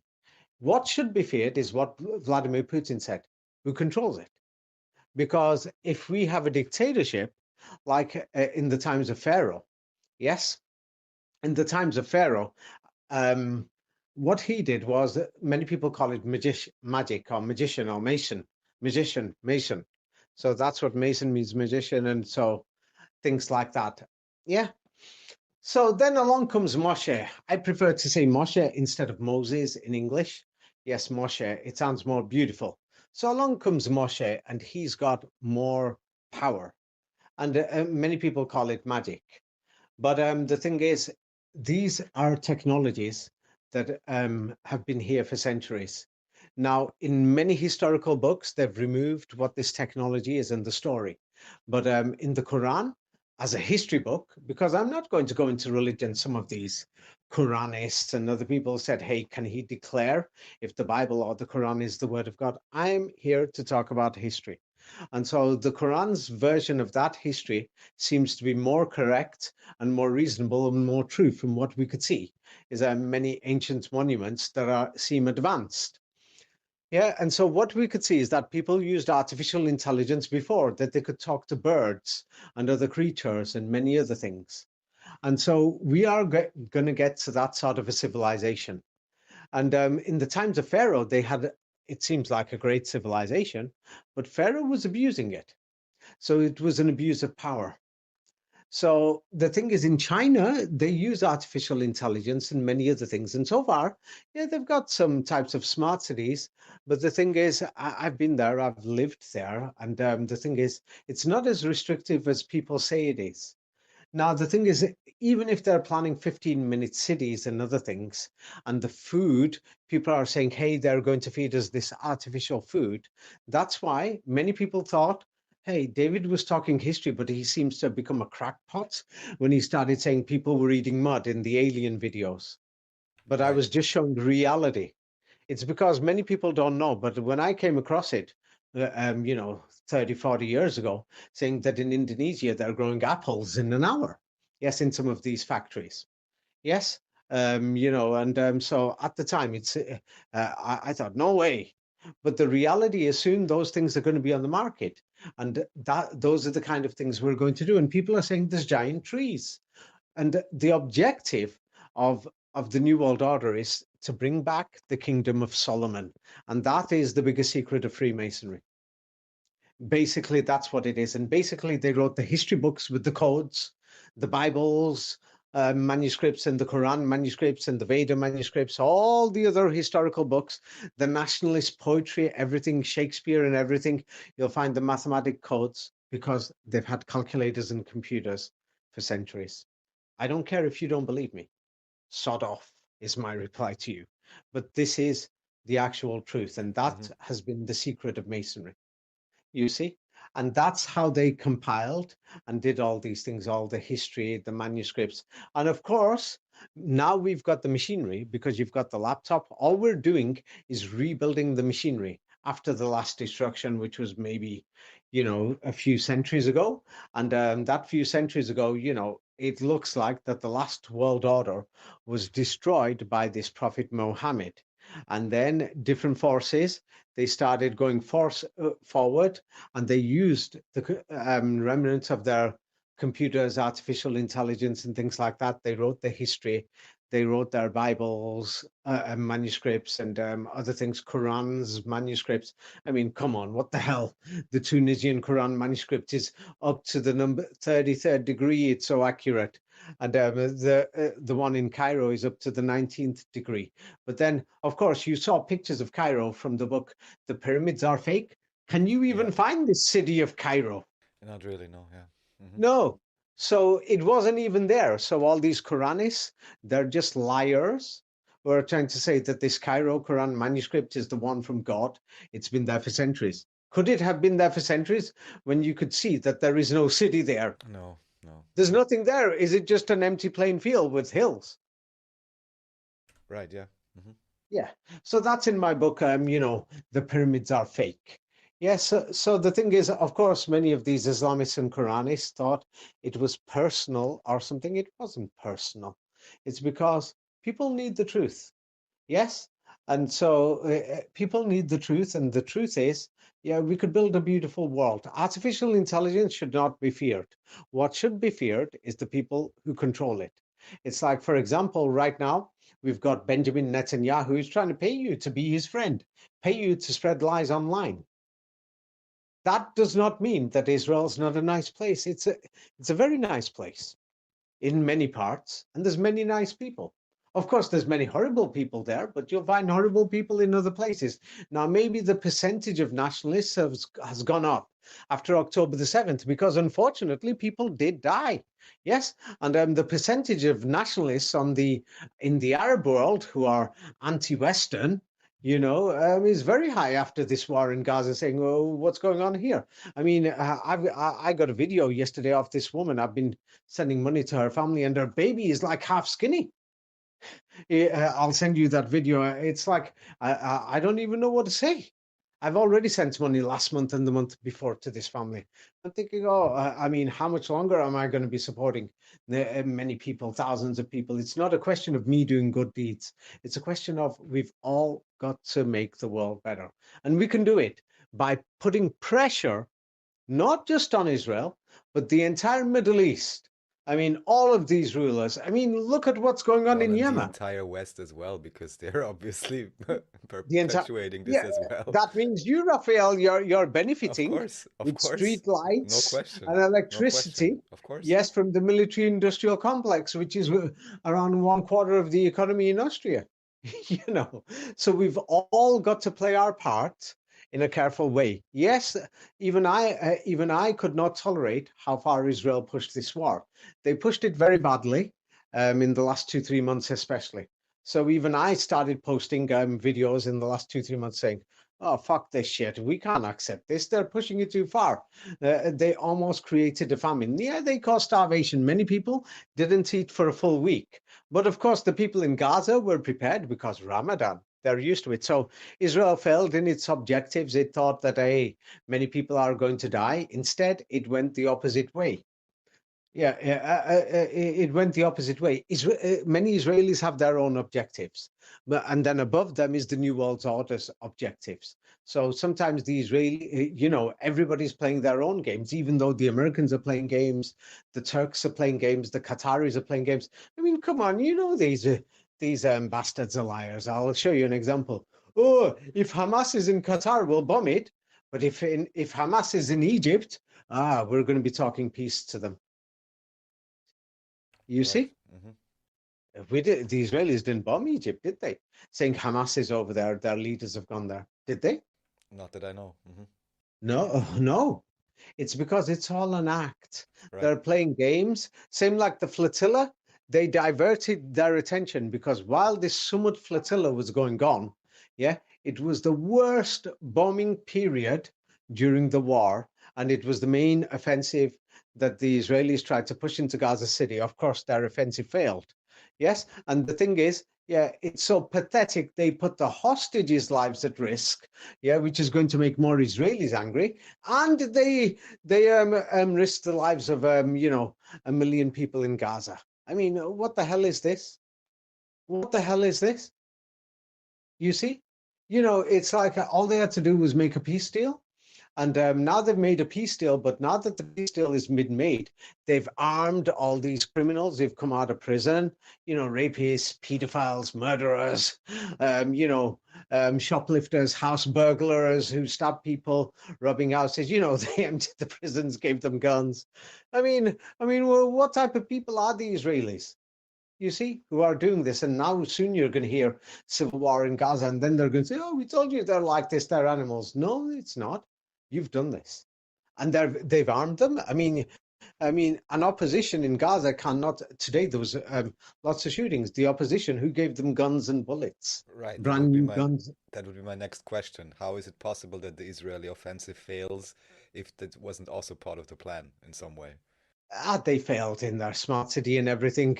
It's because if they get their smart city, it's Gaza is so important. The world doesn't realize Gaza is the place where that led to the defeat of Germany in World War I. Yes. The war lasted there 2 years. It was the biggest battlefield apart from the Western Front. And when Gaza fell, after that, Germany basically fell and withdrew from the war, and it led to the rise of Hitler, and then it basically got wiped off the map, and Europe turned into chaos. If Gaza falls to the New World Order, yeah, they've been fighting there for the last 150 years. It's been 150 years. They can't throw people off 5 kilometer strip land. Can you imagine they can't Hmm. even take 5 kilometers? It's because there's something going on over there. And it could be something supernatural. We really don't know. I'm being honest with you, even I don't know. I can't understand why they've got British, French, NATO planes, warplanes flying over there every night. People are sending me videos, and in the videos you can hear, yeah, these warplanes flying around at night. I'm almost like they're looking for ghosts. It doesn't make sense that the warplane flies so fast. Woo! Yeah. So it's not like you could see much or something, but why are you flying around continuously and things like that? I mean, in places where there is no battlefields, it's like I know Gaza very well now. It's because I'm supporting many people there. There's North Gaza, there's Jabalia district. Parts of that was destroyed anyway. Yes. Then there is the Jabalia refugee camp. Then there is North Gaza City. Then there is Gaza City. Then there is Deir al-Balah. Then there is Khan Yunis, and the Israelis smashed up half of Khan Yunis, and south of that is Rafah on the border, and they've smashed up most of Rafah for no reason. Yeah, which doesn't make sense. In the end, they let the Egyptians in, so it shows like it just makes the Israelis look like idiots. That they just sound like a bunch of idiots. Yeah, and they've given genuine Israeli people a bad name. So now the thing is, what we've got to do is we've got to make the world a better place, stop the conflicts, or otherwise it's going to be ridiculous for the rest of us. And if artificial intelligence is not controlled by good people, then we're all doomed. You see? And at the moment, we've got the chance to make sure, yeah, there's going to be digital currency. It's an advantage for many people. But as long as nobody turns it into a weapon, using it for rations or using it saying, "Hey, you're only allowed to do this or that," and or criminals to take advantage in many Yeah, things. just You preventing see that will be very difficult with the ongoing centralization. How do you make sure that not the wrong guy has the that that, key? that So, that's not up to me. We've got the whole world. I've said it. Vladimir Putin said it. Whoever controls it can control the whole world. So we've got to make sure that it's good people. So now it's not me. All the people who are listening and the rest of the world, everyone plays their part. You see, everyone plays their parts. Like I'm going to be honest to you, artificial intelligence. I've seen the benefits in China, and it's already benefiting hugely. Yes, and it's put America is beginning to look like the third world compared to some parts of China, even though half of China is still the third world. Yeah, don't forget they've got 1.7 billion people, and some right. people are saying no, it's not 1.7 billion. I think it is. I've been around there. I've seen the buildings, but then many of the buildings could be duplicate buildings because some people work in the countryside, go to the city, so it could be. Well, it's a lot anyway. And the thing is, we could use artificial intelligence for our advantage or use it for our disaster. You see, because civilizations have used it before. We can clearly see this in the Quran, the descriptions and everything there showing how we used it to control the weather, for transportation, everything. It's there in the Quran. In history, we could see it plain as A, B, C, D, E, F, G. Yes? And the Quran manuscripts are a fraud. Now, the oral Quran, where did it come from? I have no idea. I could trace it back to 300 years before that. I have no idea. You see? And so that's that. And that's that. That's all I could say. And I could say that, in the past, civilizations destroyed themselves, and we could do it again. Let's not do it. We don't need to do it. We don't need to do it. So right now, let's make the Middle East a beautiful place. I mean, if you don't like these people praying on the streets or mosques in your neighborhood, yeah, turn around and say, okay, Yeah, from my rebuild their neighborhood. country and their mosque, and they can live in a nice Yeah, place with nice weather. I mean the French soldiers who blew up the mosques, and the French army who blew up the mosques in Syria. Yeah, just rebuild it. Why not? I mean, it took them 100 years to build. So now you're complaining they're going to be staying here for 100 years. Rebuild it, give them the cash, and then they'll go. You see? Yeah, Simple as. You know what I mean? And of course, they opened the borders in Syria, in Libya. So that's what brought all the huge numbers of African migrants. So that's another problem. And if they're going to cause a war between Morocco and Algeria, God help Europe. Europe is finished the day they do that. And they're planning that too. We've got to avoid that. Even Europe is finished if they make a war between Morocco and Algeria to fight each other, to buy European weapons so that we could buy their oil and gas and their minerals cheaply. With the number of migrants who will come. right. So go on, Raphael. You must have things to say. Oh well, there would be a lot to say. I'm not gonna comment on everything. There's one thing in particular I saw you post on, which maybe you briefly want to mention about the Yeah. aid that was supposedly sent to Gaza, and you mentioned part of it was stolen and part of it was Oh my God! Don't overpriced or talk about the something like this. stolen. I'll tell you how much of criminals some of the businessmen in America are who control the Israeli economy. So people are going to say, hey, it's the Jews. It's not the Jews. Um, I've been sending money into Gaza as charity for families. And so families have to send me videos to show what they buy. And so when they're buying food products, I noticed that, yeah, there's many aid trucks coming from Europe and America. Those aid trucks aren't getting in, they're lying. The bastards are lying.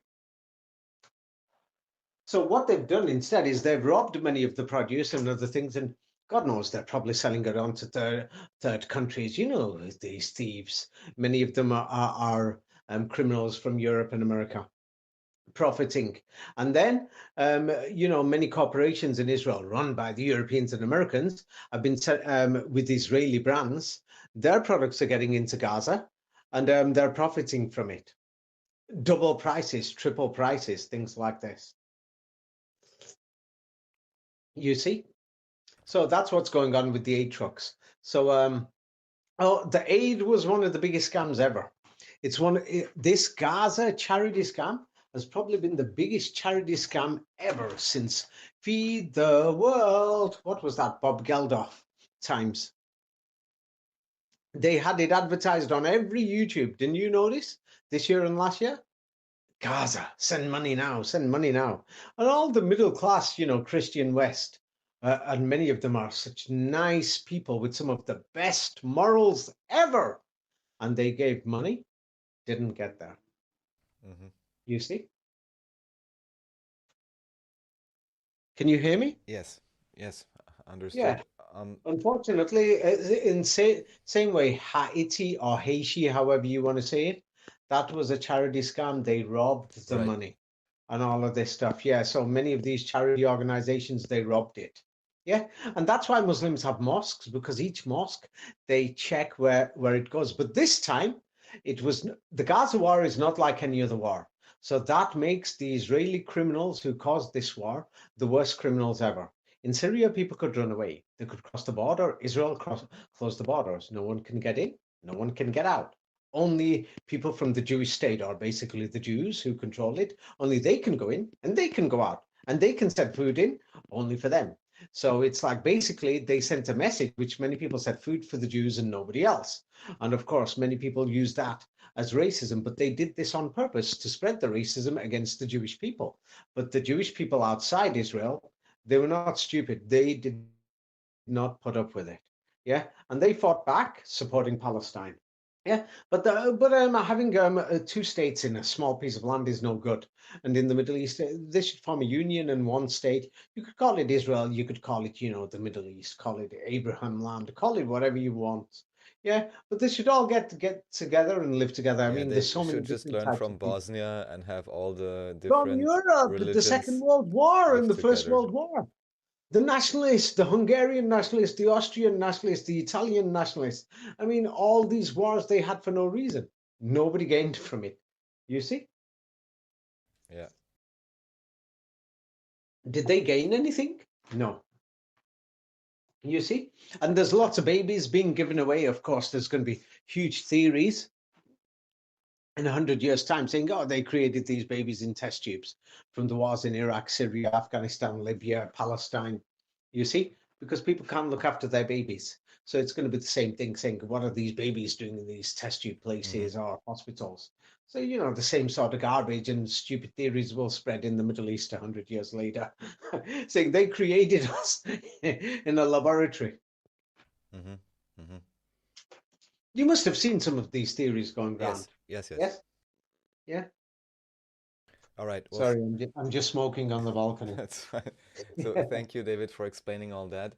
There's two more things, only if you want to comment on it. Yeah. So the two recent events, of course, I was thinking of you because it was in the UK, this whole Manchester event, and the other thing would be about Charlie Kirk. If you want to comment, also only very briefly, if there's anything you want to say about this Well, recent everybody incident. already knows there were inside jobs. The Nicolas Cage movie about Charlie Kirk, that gives it all away. Yes. All right, and about Manchester? They turn around and say that the security forces did things and things like that. And the thing is, many people have clearly said it was an inside job. Whatever it was, I'm glad it's over and it didn't spread. And the agenda didn't get anywhere. Now, the protest movement, yes, it's going a bit too far. And the thing is, we've got to think of rebuilding the Middle East because there's different parts of the protest movement, send the migrants home, send the Islamists home, free the Palestinians, stop the Talmudic, rapes and the Vatican rituals from the Middle Ages and things like this. Thing is, rebuild the Middle East so that people could go home. I mean, there wasn't so many foreigners in Europe from the Middle East until after September the 11th, so-called Middle Eastern wars. Before that, in the 70s and 80s, even that migration, half of it will go back. If we reverse the Israeli wars in Lebanon and the Israeli secret forces arming the Kurds and things like that. And of course, the Israeli relationship with the Turkish army to attack the Kurds. And it's been both sided. Yeah, Erdogan has already said that the opposition party, the CHP, did this, did that, where they were involved in massacres of the Kurds, which is a shame. The thing is, I mean, it can't continue. We're talking about human life here. That's one. I mean, where is the humanity? This is something that many Christians have pointed out, and it's one of the most beautiful Christian values that I would be proud to say I'm a Christian, and it's a Christian value within me. Yeah, and when many people talk about rituals and sacrifice, yeah, Christianity is one of them because basically they're saying God did bad things, so he took the blood of his son, he killed his son Yes. to get forgiveness. That's sick. So that's where the Vatican is in this, saying we need to do this, that parts of humanity have to die. We need innocent blood. Hmm. Sacrificing the innocent for the bad to be forgiven. Yeah. And things like that. So when we've got to get rid of the bad elements, everything, solve the Middle East, and then, we'll see millions of people go home. Yeah. It'll only take 10 years to rebuild the Middle East. Yeah. It's like if we have the willpower. So people should be protesting, saying, build the Middle East, not free Yes. Palestine. Build the Middle East, Yeah. build homes, instead of like send them home or something like Build that, a saying, home. Yes. mm, yeah, the thing is, build the Middle East. That's what people should be holding banners for, not with a Palestinian flag or an Israeli flag. I mean, with both flags saying, build everything, brotherhood. Then the New World Order, they will get a message saying, hey, we've lost totally. They've temporarily lost the Gaza war. They've been fighting there for 100 years. And that war is so important because because of that, Germany fell. And many people don't see this. Because of that, Germany lost World War One, Yeah, I'll have to which, look more which into this. everyone knows it. When Gaza collapsed, the Western allies overran the Middle East. Well, when we say Gaza, it was the Ottoman Germans who were fighting there. And so when they collapsed, the thing is, all hell in Europe, Eastern Europe, it led to the rise of communism and all of these things. Communism was a result of fascism. I mean, we have greater Germany. That's what Hitler wanted. Well, isn't that what the Zionists want? Greater Israel. I mean, Hitler and the boys, they turned around and said, the Aryan race. Netanyahu and the boys are talking about the Jewish race. It's a Jewish state, they declared. Netanyahu did. Before him, Israel was not declared a Jewish state around recently in these times. Do you know this? I didn't know that was a Countries? recent declaration. That's interesting. Yeah. Yeah. So those kind of things caused barriers to peace. Yeah. It's like if you're going to say, "Oh, this is Greater Germany. It's only for the Aryan race." I mean, this is Greater Israel. Let me just check. When was the Jewish state voted? Just to check it. I'm sure it was recently. All coded with 19 and rubbish. Yeah. It was voted Jewish state. It was I'm not talking about a homeland for the Jews, Jewish state. What do you call it? Yeah, the nation states bill. Yes, Netanyahu put the nation state bill 2014, and he said the nation state of the Jewish people and the Jewish people only, All right. only for Jews. I mean, if you're going to be doing that, I mean, isn't that what Hitler did? Only for the Aryan race. You see, so it shows why when Hitler went to the Balkans, he chose the Bosnians. He thought, oh, they are the Aryan race compared to the Croats and to the Serbs, and for no reason there was massacres of the Croats and the Serbs, and then it led to inter-ethnic conflicts, and of course many villagers. Joined Hitler's groups in the Balkans, not realizing that they were just used as puppets and clowns. hmm Same like the Israelis are using the Kurds and the Druze and things like this as puppets and clowns. But then you've got the Islamists and the Shiites, and Iran. It's ridiculous. Just mentioning 59 women got executed. Forget the rest. Thousands of people and things like this. I mean, these sort of systems, yeah, are a joke. Yes. And the thing is, yeah, people could have their own religious system. I mean, in Europe, we've got people, they're allowed to wear the hijab. Yeah, of course, no burqa covering your face. I mean, even I find it terrifying when somebody's got a burqa. I mean, a Palestinian lady, let me tell you, a Palestinian lady requested me for money that she's just had a baby to buy baby milk. So she sent a video wearing a burqa. I said, sorry. And she said, oh, I'm a Muslim and these are my traditions. And I was a bit angry, and I said, I respect them, but I don't know who you are. I said that could be a man under there. I don't know anything. It's got to match your identification card, and you've got. And so basically, she showed me she was pregnant. Everything. She took off the mask. Yeah, the burqa mask, and she had her hair covered and everything. I didn't insult her or anything. Yeah, just normal Islamic dress, like cover your face and everything. And she showed, hey, look, I'm pregnant. I'm having the baby next week and things like this. If you can, there's no hospitals because they bombed the hospitals and things like this. And soldiers came, and Israeli soldiers came with their volunteers from Europe and America, and they were involved in rape of hospital workers. Yeah. And things like this and other stuff. So it just sounds like a ridiculous joke what they were doing. But then again, the Americans And NATO forces from all over Europe did similar things throughout the Middle East in their invasions for no reason. So you can't just blame Israel. You've got to blame them all in the New World Order. Yeah, Yeah. you know what I mean. And so the thing is, right now, people have got a choice. It's going to continue for the next 10, 20 years. I don't think I could stop it, but I hope the message goes out there. It's part of the agenda to spread hatred against Jewish people, Yeah, whether that's clear. they're Israeli or Yes. not. Yes. That's a bit clear. It's a bit too obvious that Yes. you could see Yeah. the right wing, even I'm shocked, the right wing is speaking so pro-Palestinian. Apart from a few paid protesters, you see them on YouTube and on Facebook, Instagram, TikTok. The right wing people, even Alex Jones, is speaking against Israel, which you wouldn't hear it before. That he's saying, "Hey, the Israelis are doing this, the Israelis are doing that." I mean, you wouldn't have seen this before.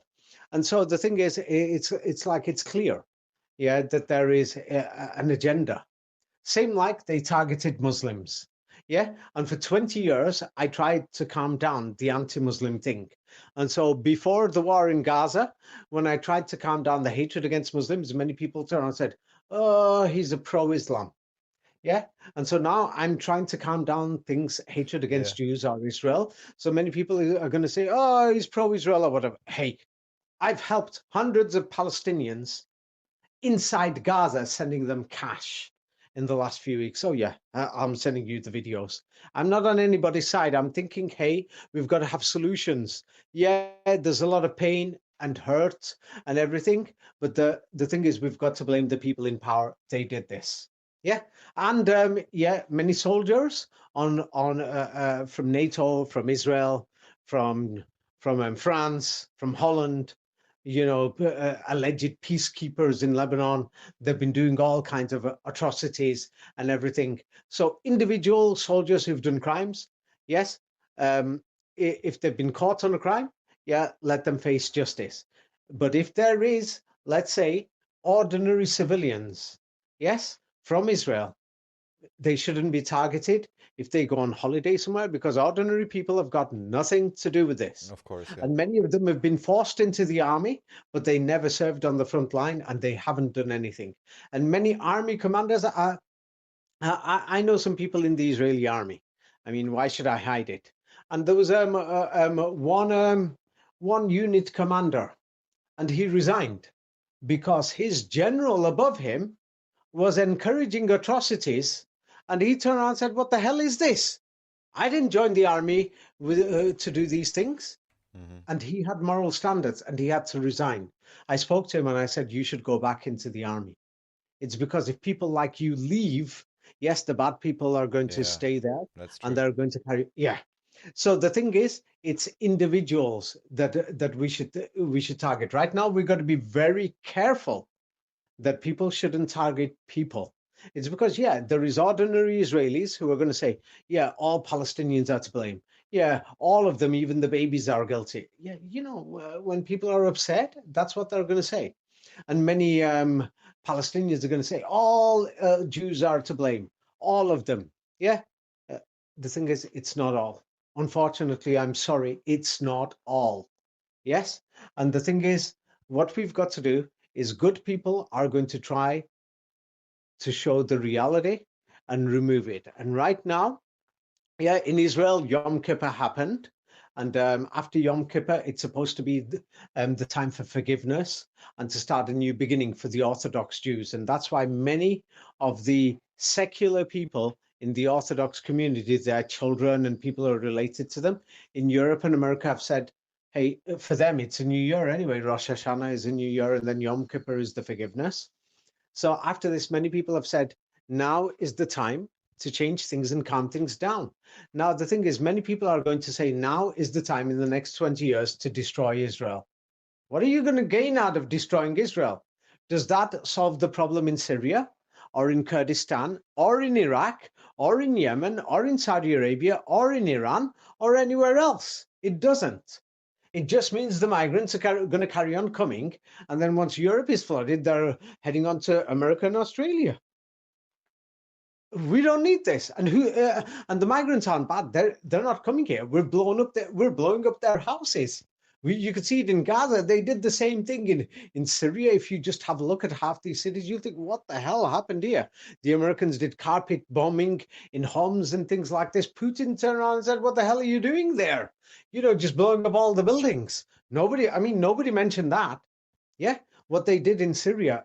Many people don't mention the American, invasion into Syria. They talk about Iraq. In Syria, what the Americans did was unforgivable. We don't even know. I can't understand why they did it. Apart from profit, it's because they've just created a mess. It's to make profits and also to send the people to Europe for re-education and repopulation. And then in the Middle East, what they'll probably do is create a war in Iran or in Pakistan in the next 50 years and send them to the Middle East when they rebuild the Middle East like they rebuilt Germany and France and Europe. Hmm.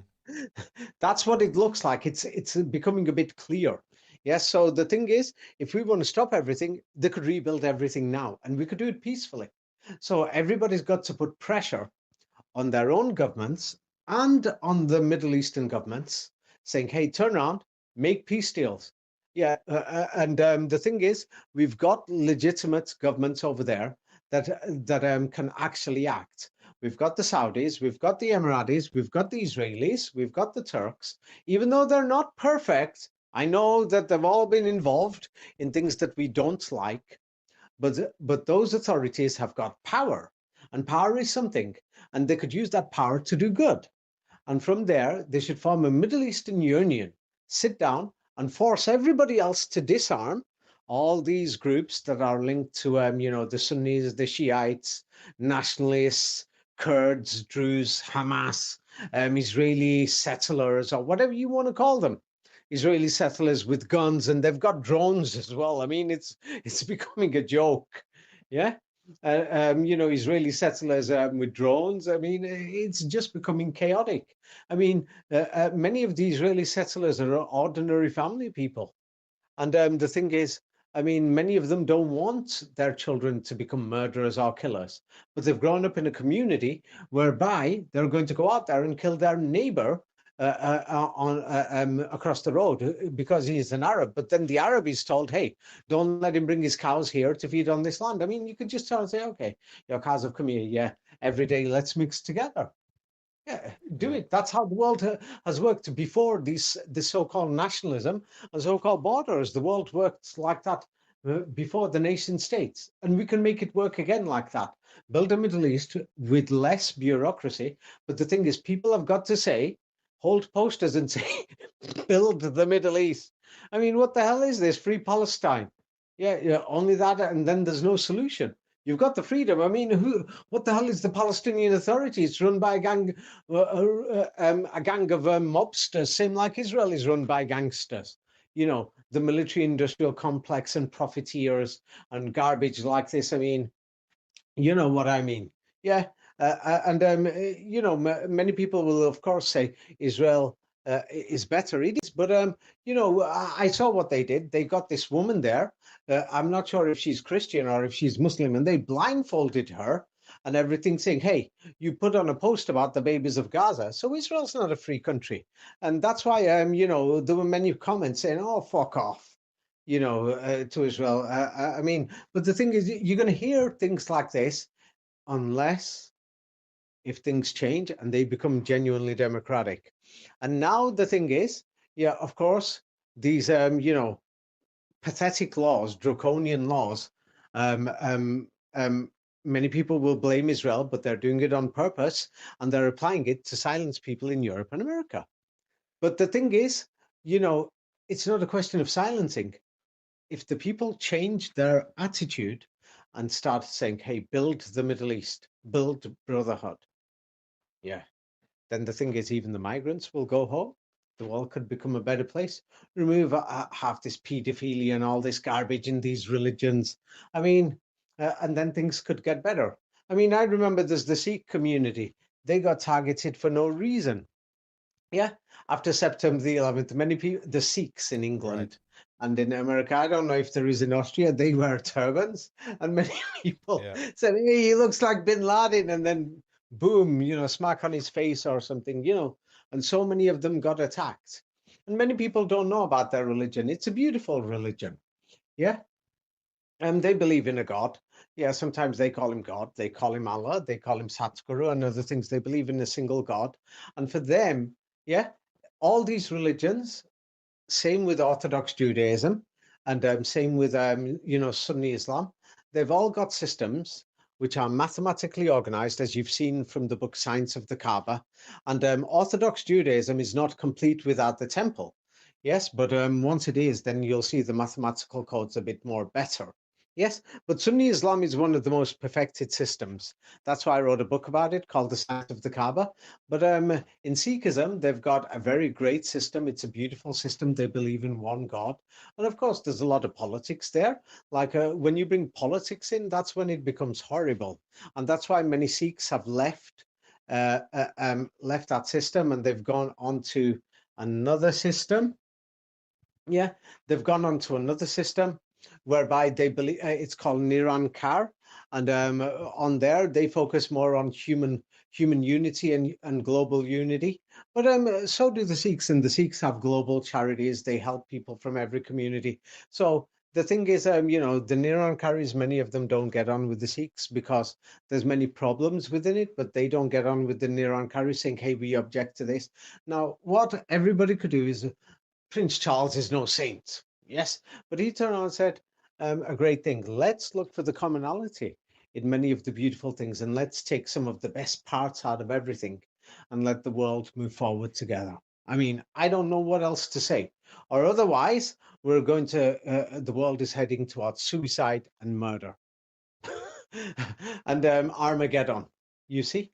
And it's a good thing that they failed their plans, in Gaza, same like they failed with our long-term plans for COVID, and they failed at the time, for global domination and all these other things. So they failed to create the Armageddon that they were hoping for. It didn't get there, and other things, violence didn't spread in the West and other places in the East, against Muslims and other people.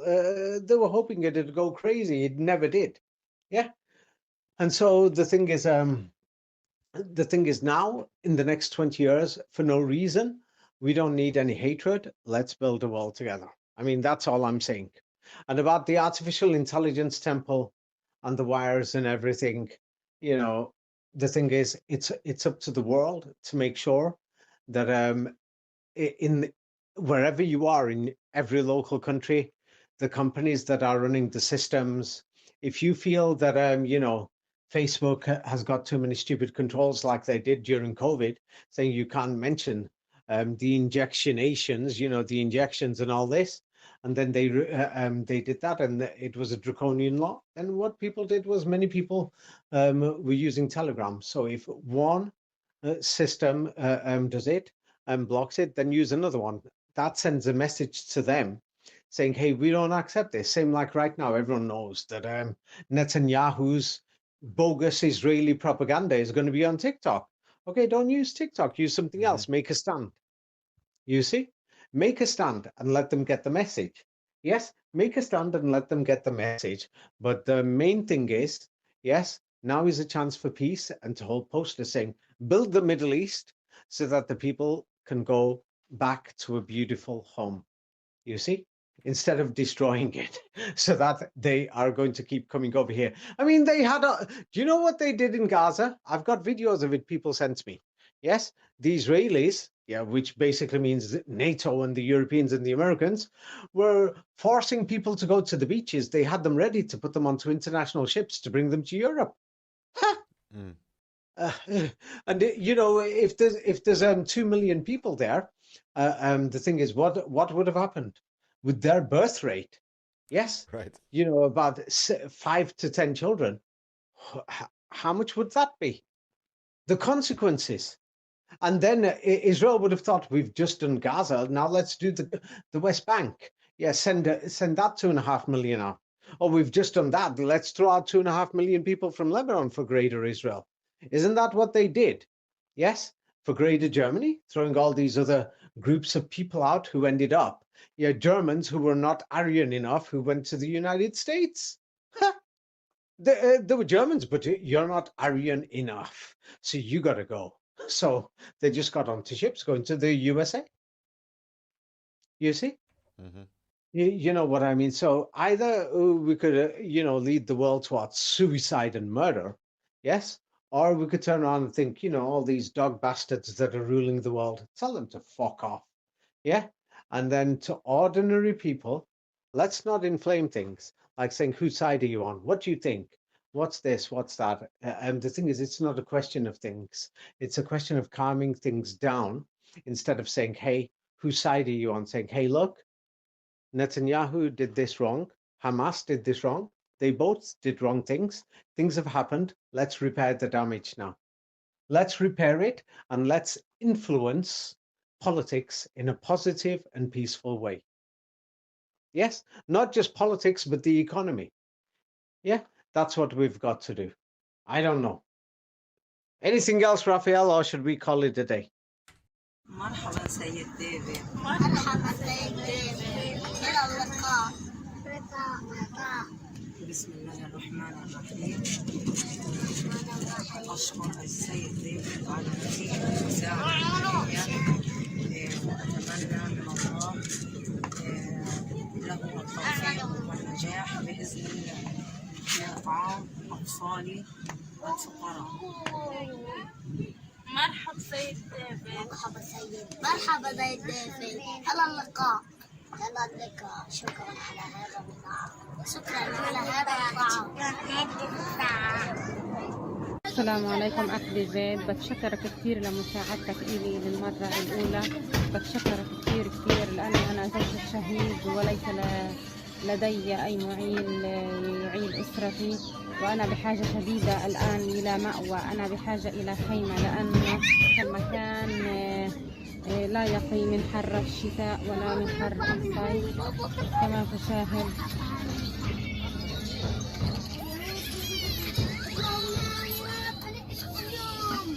نحن نعيش في هذا المكان.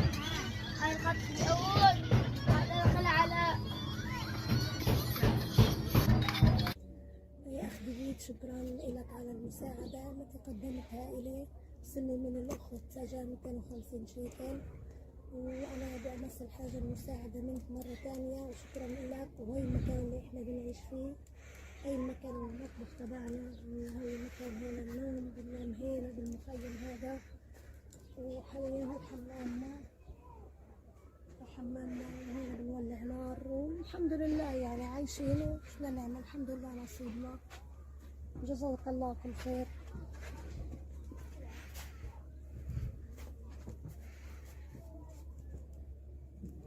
جزاك الله كل خير، ان شاء الله بميزان حسناتك. بسم الله الرحمن الرحيم. والله يا بني احنا جينا من غزة جديد، لنا بيجي 3 ايام، لا اكل ولا شرب ولا جبنا فراش معنا ولا غطا، شردنا والضرب عروسنا. انا ست كبيرة، انا وبنتي وزلمتي عمره 80 سنة وعيانة تعب ضغط وسكر، وبنتي معها ازمة في صدرها هي جنبي، وحالتنا زي الزفت. والله خيمة ما انا عارفة اتدير، بدي خيمة بدي غطا، مش لاقي حاجة بالمرة اللي اتغطى. إذا بتحبوا تساعدونا الله يعطيكم الصحة والمروية، الله معكم. شكرا ديفيد. أنت. شكرا أخي ديفيد، شكرا، بارك الله فيك.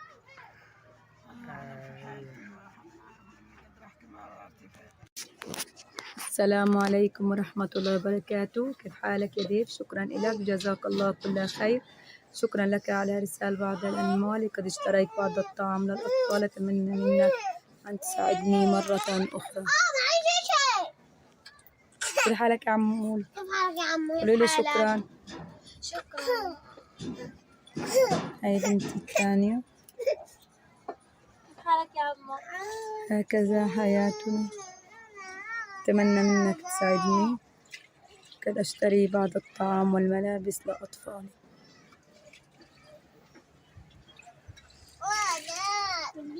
وانت عارف انه داخل علينا موسم الشتاء، والله بيعلم بيه الحال. أنا ديفيد على المساعدة. أنا عمو ديفيد، أنا بحبك ديفيد. السلام عليكم، شكرا لك أخي ديفيد. شكرا شكرا ديفيد على المساعدة النقدية. شكرا. على المساعدة النقدية. شكرا ديفيد على المساعدة النقدية. شكرا عمو ديفيد. شكرا عمو ديفيد. شكرا ديفيد. شكرا ديفيد على إرسالك المال لنا في الطعام والشراب. ماما بديها ماما. ديفيد على المساعدة النقدية 250 شيكل. أتمنى دائما أن تقوم بمساعدة عائلتي وإخوتي الأطفال. شكرا لك يا ديفيد على إرسالك النقود لشراء الطعام والشراب في حساب المصرفي، بارك الله فيك. شكرا لك ديفيد على المساعدة النقدية لنا لشراء الطعام والشراب. شكرا لك ديفيد. شكرا لك يا ديفيد لإرسالك المال لشراء الطعام والشراب. شكرا لديفيد على المساعدة اللي قدمتها إن على شراء الطعام والشراب. جزاك الله خيرا. شكرا لك يا ديفيد على إرسالك المال لشراء الطعام في حساب المصرف. شكرا ديفيد. شكرا لك أخي ديفيد وجزاك الله كل خير. السلام عليكم ديفيد، مرحبا. اليوم هو يوم الثلاثاء 17. شكرا على مساعدتك إلنا. شكرا على مساعدتك إلنا. اليوم نزلنا على السوق شرينا أغراض. شكرا ديفيد على المساعدة. شكرا ديفيد على المساعدة. اليوم اشترينا طحين وغراض. شكرا ديفيد على المساعدة. احنا لو لك انت ما بعتش مصاري كان ما شريناش اختي طحين وسكر وحليب. كان يعني اختي ما كلتش.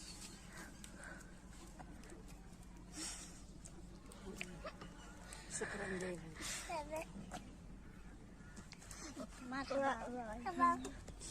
سلام ديفيد. مع السلامة. شكرا ديفيد على المساعدة. شكرا ديفيد على المساعدة. السلام عليكم أخي ديفيد، أنا وصلتني أمانتك من لينا.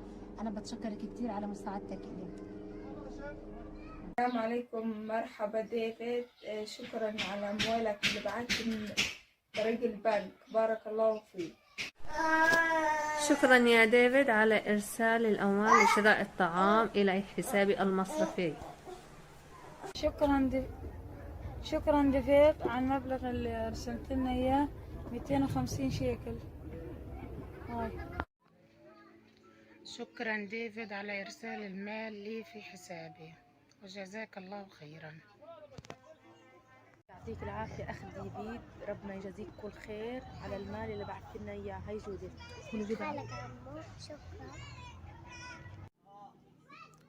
شكرا ديفيد على إرسال المال لحسابي. شكرا لك وجزاك الله خيرا.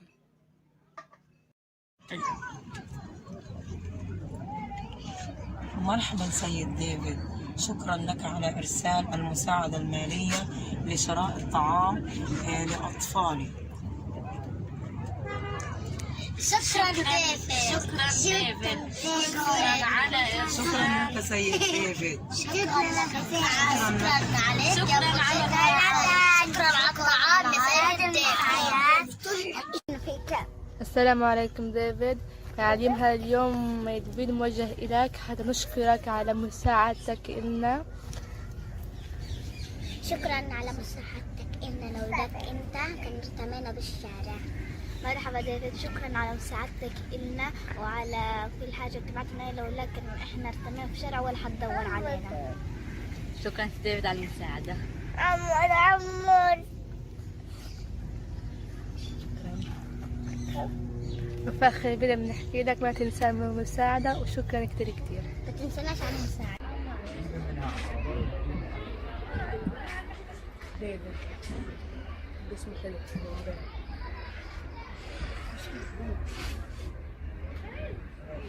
شكرا ديفيد على تقديم المساعدة لنشتري الطعام والشراب والدواء.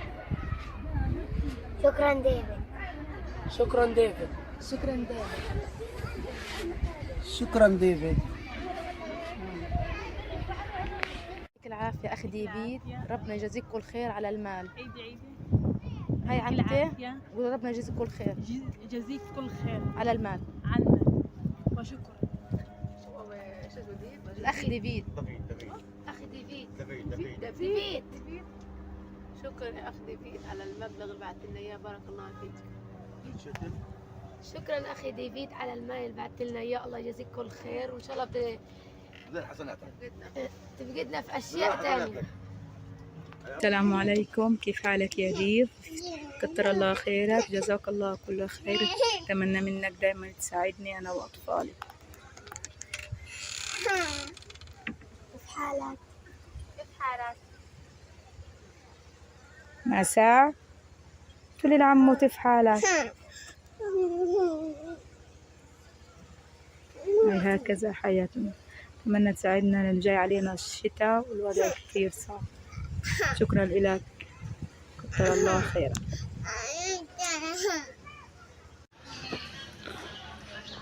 السلام عليكم أخ ديفيد، شكرا لك على إرسال المال إلي. طبعا وصل المبلغ لحسابي المصرفي 250 شيكل.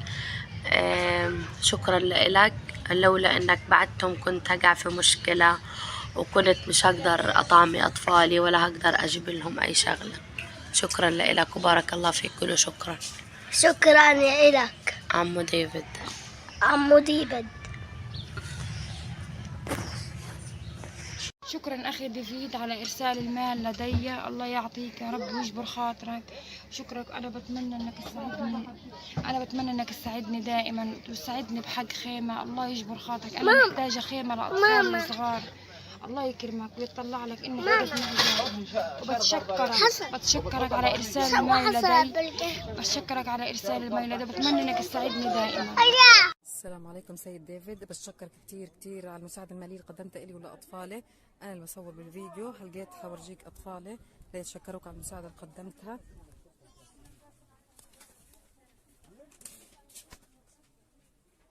تشكروا السيد ديفيد على المساعدة المالية.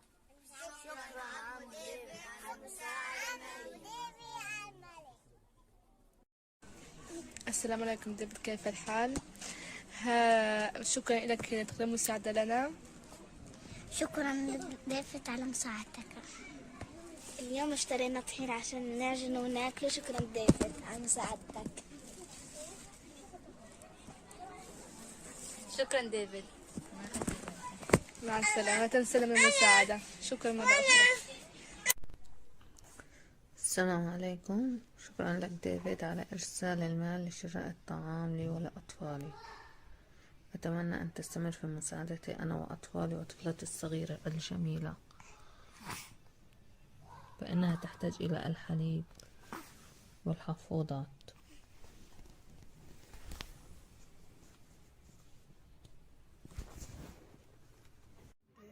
احكي الحين. شكرا ديفيد على إرسال المال لشراء الطعام. قولي له يا ريت تضلك يا ريت تتذكر. إن شاء الله بتضلك تفقدنا وتتعاون معنا. قولي له بدي خيمة، أنا مصدر كتير. وده يعني في إمكانية إنه بس تعمل تعطينا عقد نشتري خيمة نستر فيها ونتوى فيها أنا والولد المصاب يعني، وهي اللي بدنا إياه. السلام عليكم ديفيد، كيف حالك؟ إن شاء الله بخير. لقد وصلتني مساعدتك ديفيد، فجزاك الله خير وبارك الله فيك. أشكرك أنا وأطفالي على هذه المساعدة التي تقدمها لنا. حقا نشكرك ولا نعلم ماذا كنا نفعل لولا مساعدتك هذه لنا أنا وأطفالي. قولي شكرا عمو ديفيد.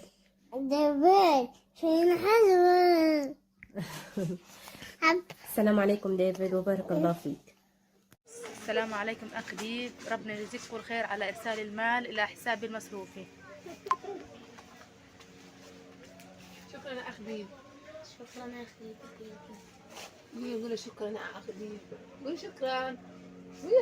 قولوا شكرا يا يمن. شكرا. شكرا يا أخ ديف. شكرا أخ ديف. عليكم، كيف حالك يا ديف؟ شكرا لك على المساعدة، أتمنى أنك دائما تساعدني. كتر الله خيرك. قد بعت لي مبلغ أشتري به بعض الطعام لأطفالي. أتمنى منك تساعدني إني أكمل خيمتي.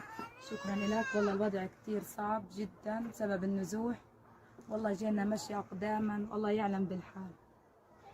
السلام عليكم ديف، شكرا لك على إرسال المال على حسابي البنكي لإرسال الطعام.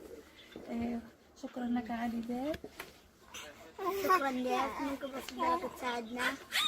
شكرا لك، بس تضلك تساعدنا.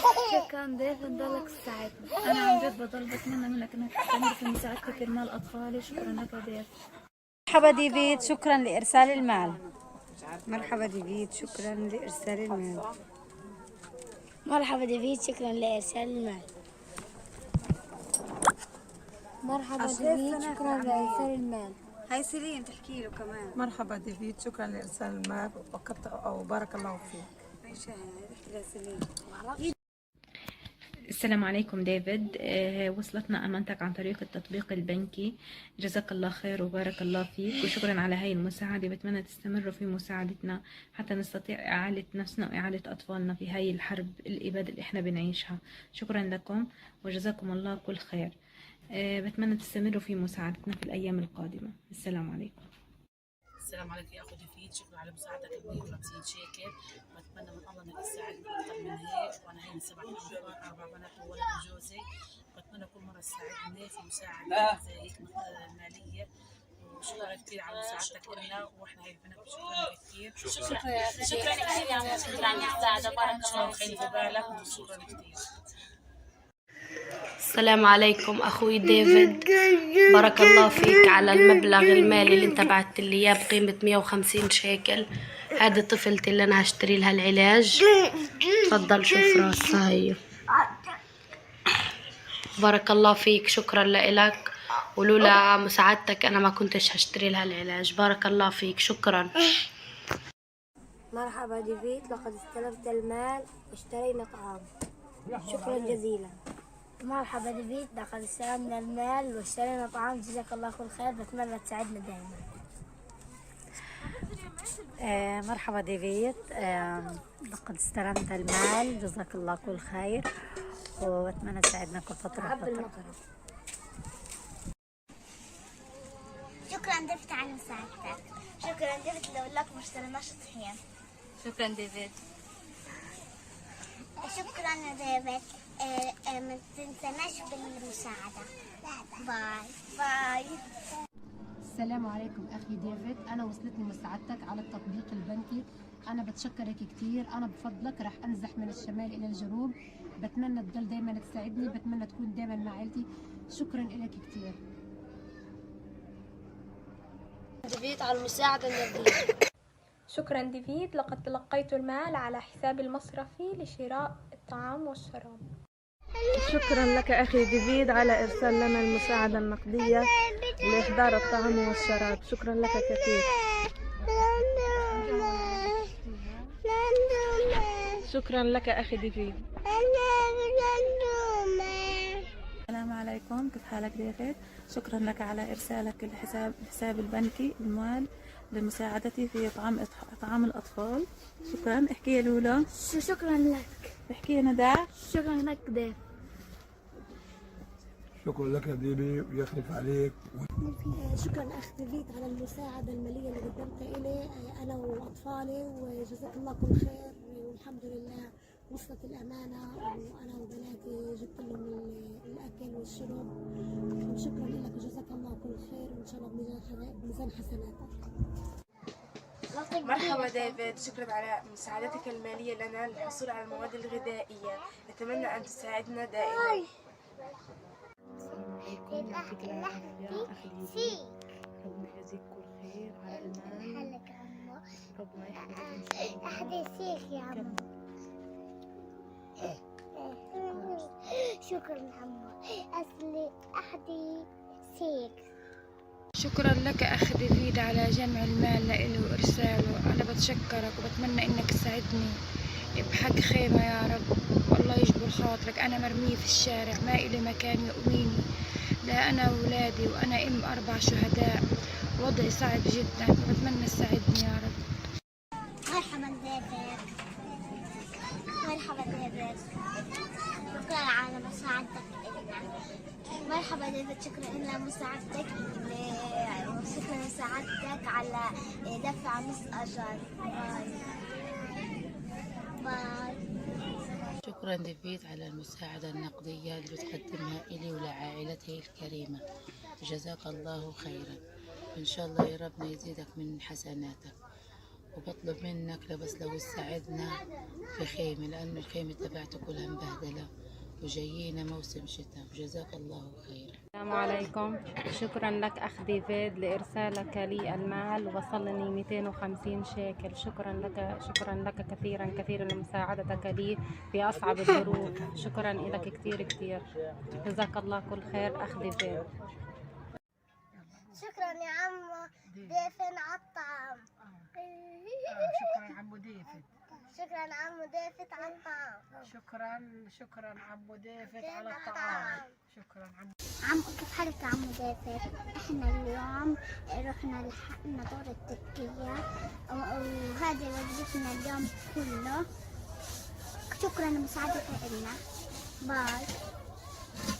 في الشارع اللي تقريبا أسبوع كامل مفيش مكان نرجع له وضع صعب كثير، لا عندي أكل ولا عندي طعام ولا عندي فراش ولا عندي خيمة، فالله بترجاك إنك تساعدني وتقف معي. نشكر الأخ ديفيد بالمساعدة المالية اللي قدمها لنا اللي نقدر نحصل على الطعام والشراب. إيش يا ولاد بدكم تقولوا لعمو ديفيد؟ شكرا عمو ديفيد على المساعدة المالية لنحصل على الطعام والشراب. السلام عليكم ورحمة الله وبركاته. أنا ابنة السيدة سعاد أنور عبد الجواد جودة. شكرا السيد عمو ديفيد على مساعدتك لنا الشهر الماضي. شكرا لك كثير وبارك الله فيك. السلام عليكم ديفيد، كيف الحال؟ اليوم هو يوم 12/10. سنريك ما هي وجبة فطورنا. ها هي هاي أختي سما، شو بتاكلي؟ هاي أختي ليا. مرحبا ديفيد. هاي أختي جنى. مرحبا ديفيد. هي أختي ألا، بس راح تشوف المية إنه بيحكوا في مية، وأنا هاي رغيف الخبز تاعي. شكرا لك على مساعدتك لنا. أيوة شكرا.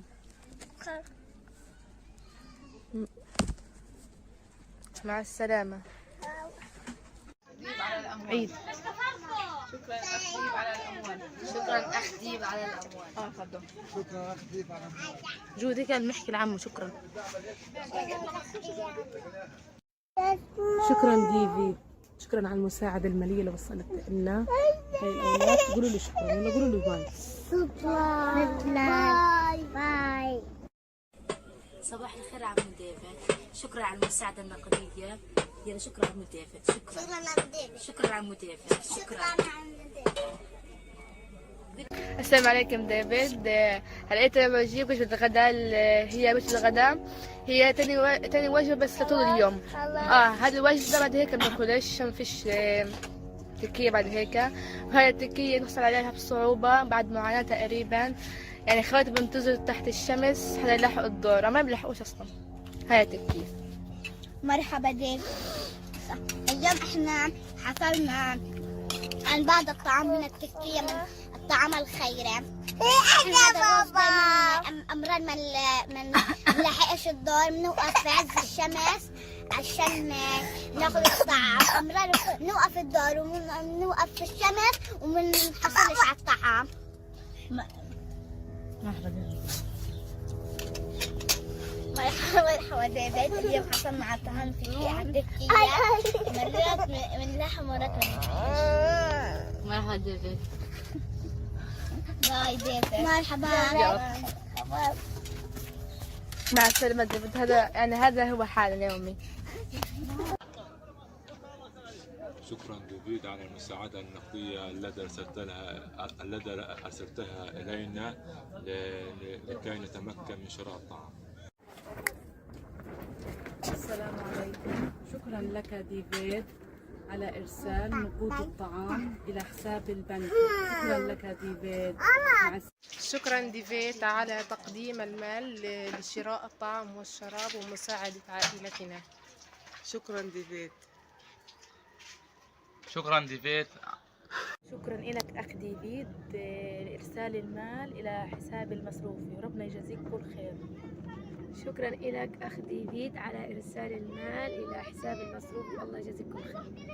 السلام عليكم. شكرا لك ديف على إرسال المال للطعام على حسابي المصرفي. السلام عليكم، ربنا يجعله من ميزان حسناتك. لإرسال المال. شكرا لشراء الطعام والشراب. شكرا ديفيد. أنا ورحمة الله وبركاته. أخ ديفيد شكرا لك على 250 شيكل وصلني من الأخت سجا، وجزاك الله كل خير إن شاء الله بميزان حسناتك. المساعدة النقدية. شكرا ديفيد. شكرا ديفيد على المساعدة المادية. شكرا. السلام عليكم ديفيد، شكرا لمساعدتك لي، وصلتني الأمانة من الأخت لينا، بارك الله فيك وجزاك الله كل خير. السلام عليكم، كيفك ديفيد؟ شكرا على المساعدة، أتمنى منك تساعدنا المرة يا رب، جزاك الله كل خير. السلام عليكم ورحمة الله وبركاته. شكرا لك ديفيد على إرسال المساعدة على حساب المصروف الشخصي. شكرا لك ديفيد. السلام عليكم أخ ديفيد، شكرا لإرسال الطعام للأطفال وأنا يجزيك كل خير. شكرا ديفيد لك على المساعدة النقدية. شكرا لك ديفيد لإرسال المال لشراء الطعام.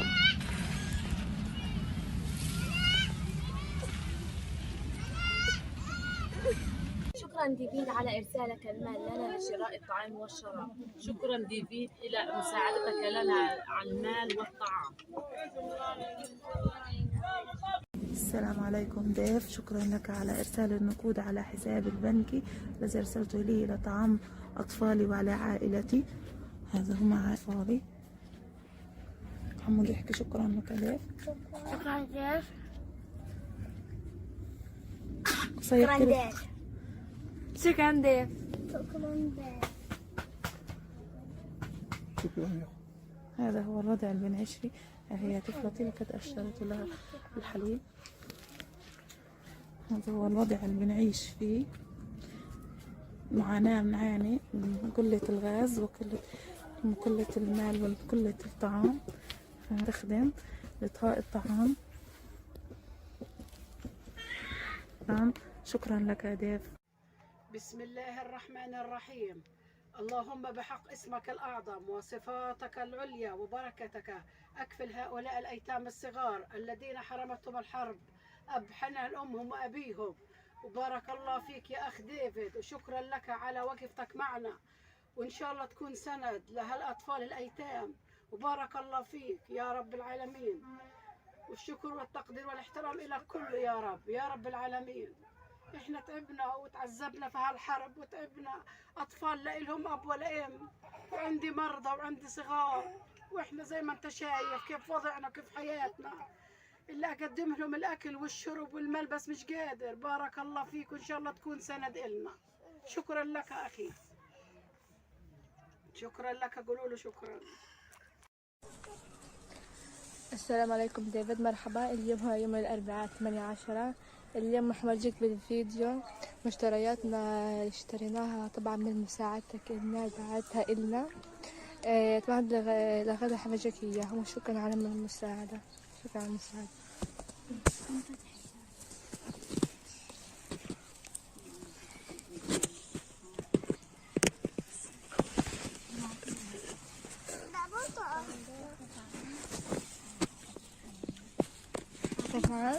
هذه كل الأغراض هي هذولا.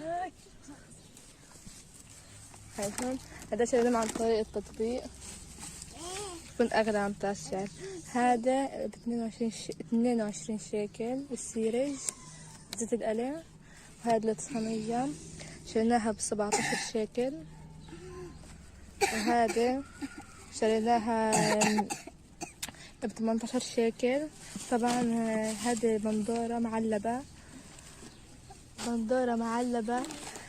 بديل عن البندورة الطازة، لأن البندورة الطازة غالية. وهذه المعكرونة 10 شيكل. وهي هذا الطحين، هذا الطحين شريناه الكيلو منه ب9 شيكل. شرينا 5 كيلو، عشان 2 قبل شوية، ومبارح كيلو وهي 2 ضن. وهذا القداحة حقها 8 شيكل عشان نولع النار. وهذا السكر حقه 15 شيكل.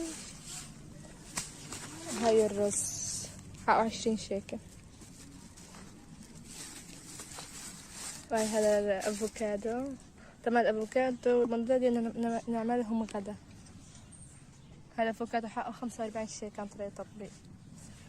شكرا جدا على مساعدتك إلنا. انت بعت لنا مصاري عشان نشتري اغراض إلنا عشان ناكل إلنا لأختي يعني نشتري. شكرا ديفيد على المساعدة. شكرا على المصاري اللي بتبعتها إلنا كل حاجة. ماما شكرا مساعدة. شكرا ديفيد. شكرا. باي. احكي لي يلا. وبالآخر نحكي لك شكرا على مساعدتك إلنا. مع السلامة. To you next time. Okay, yes, you have a great night ahead.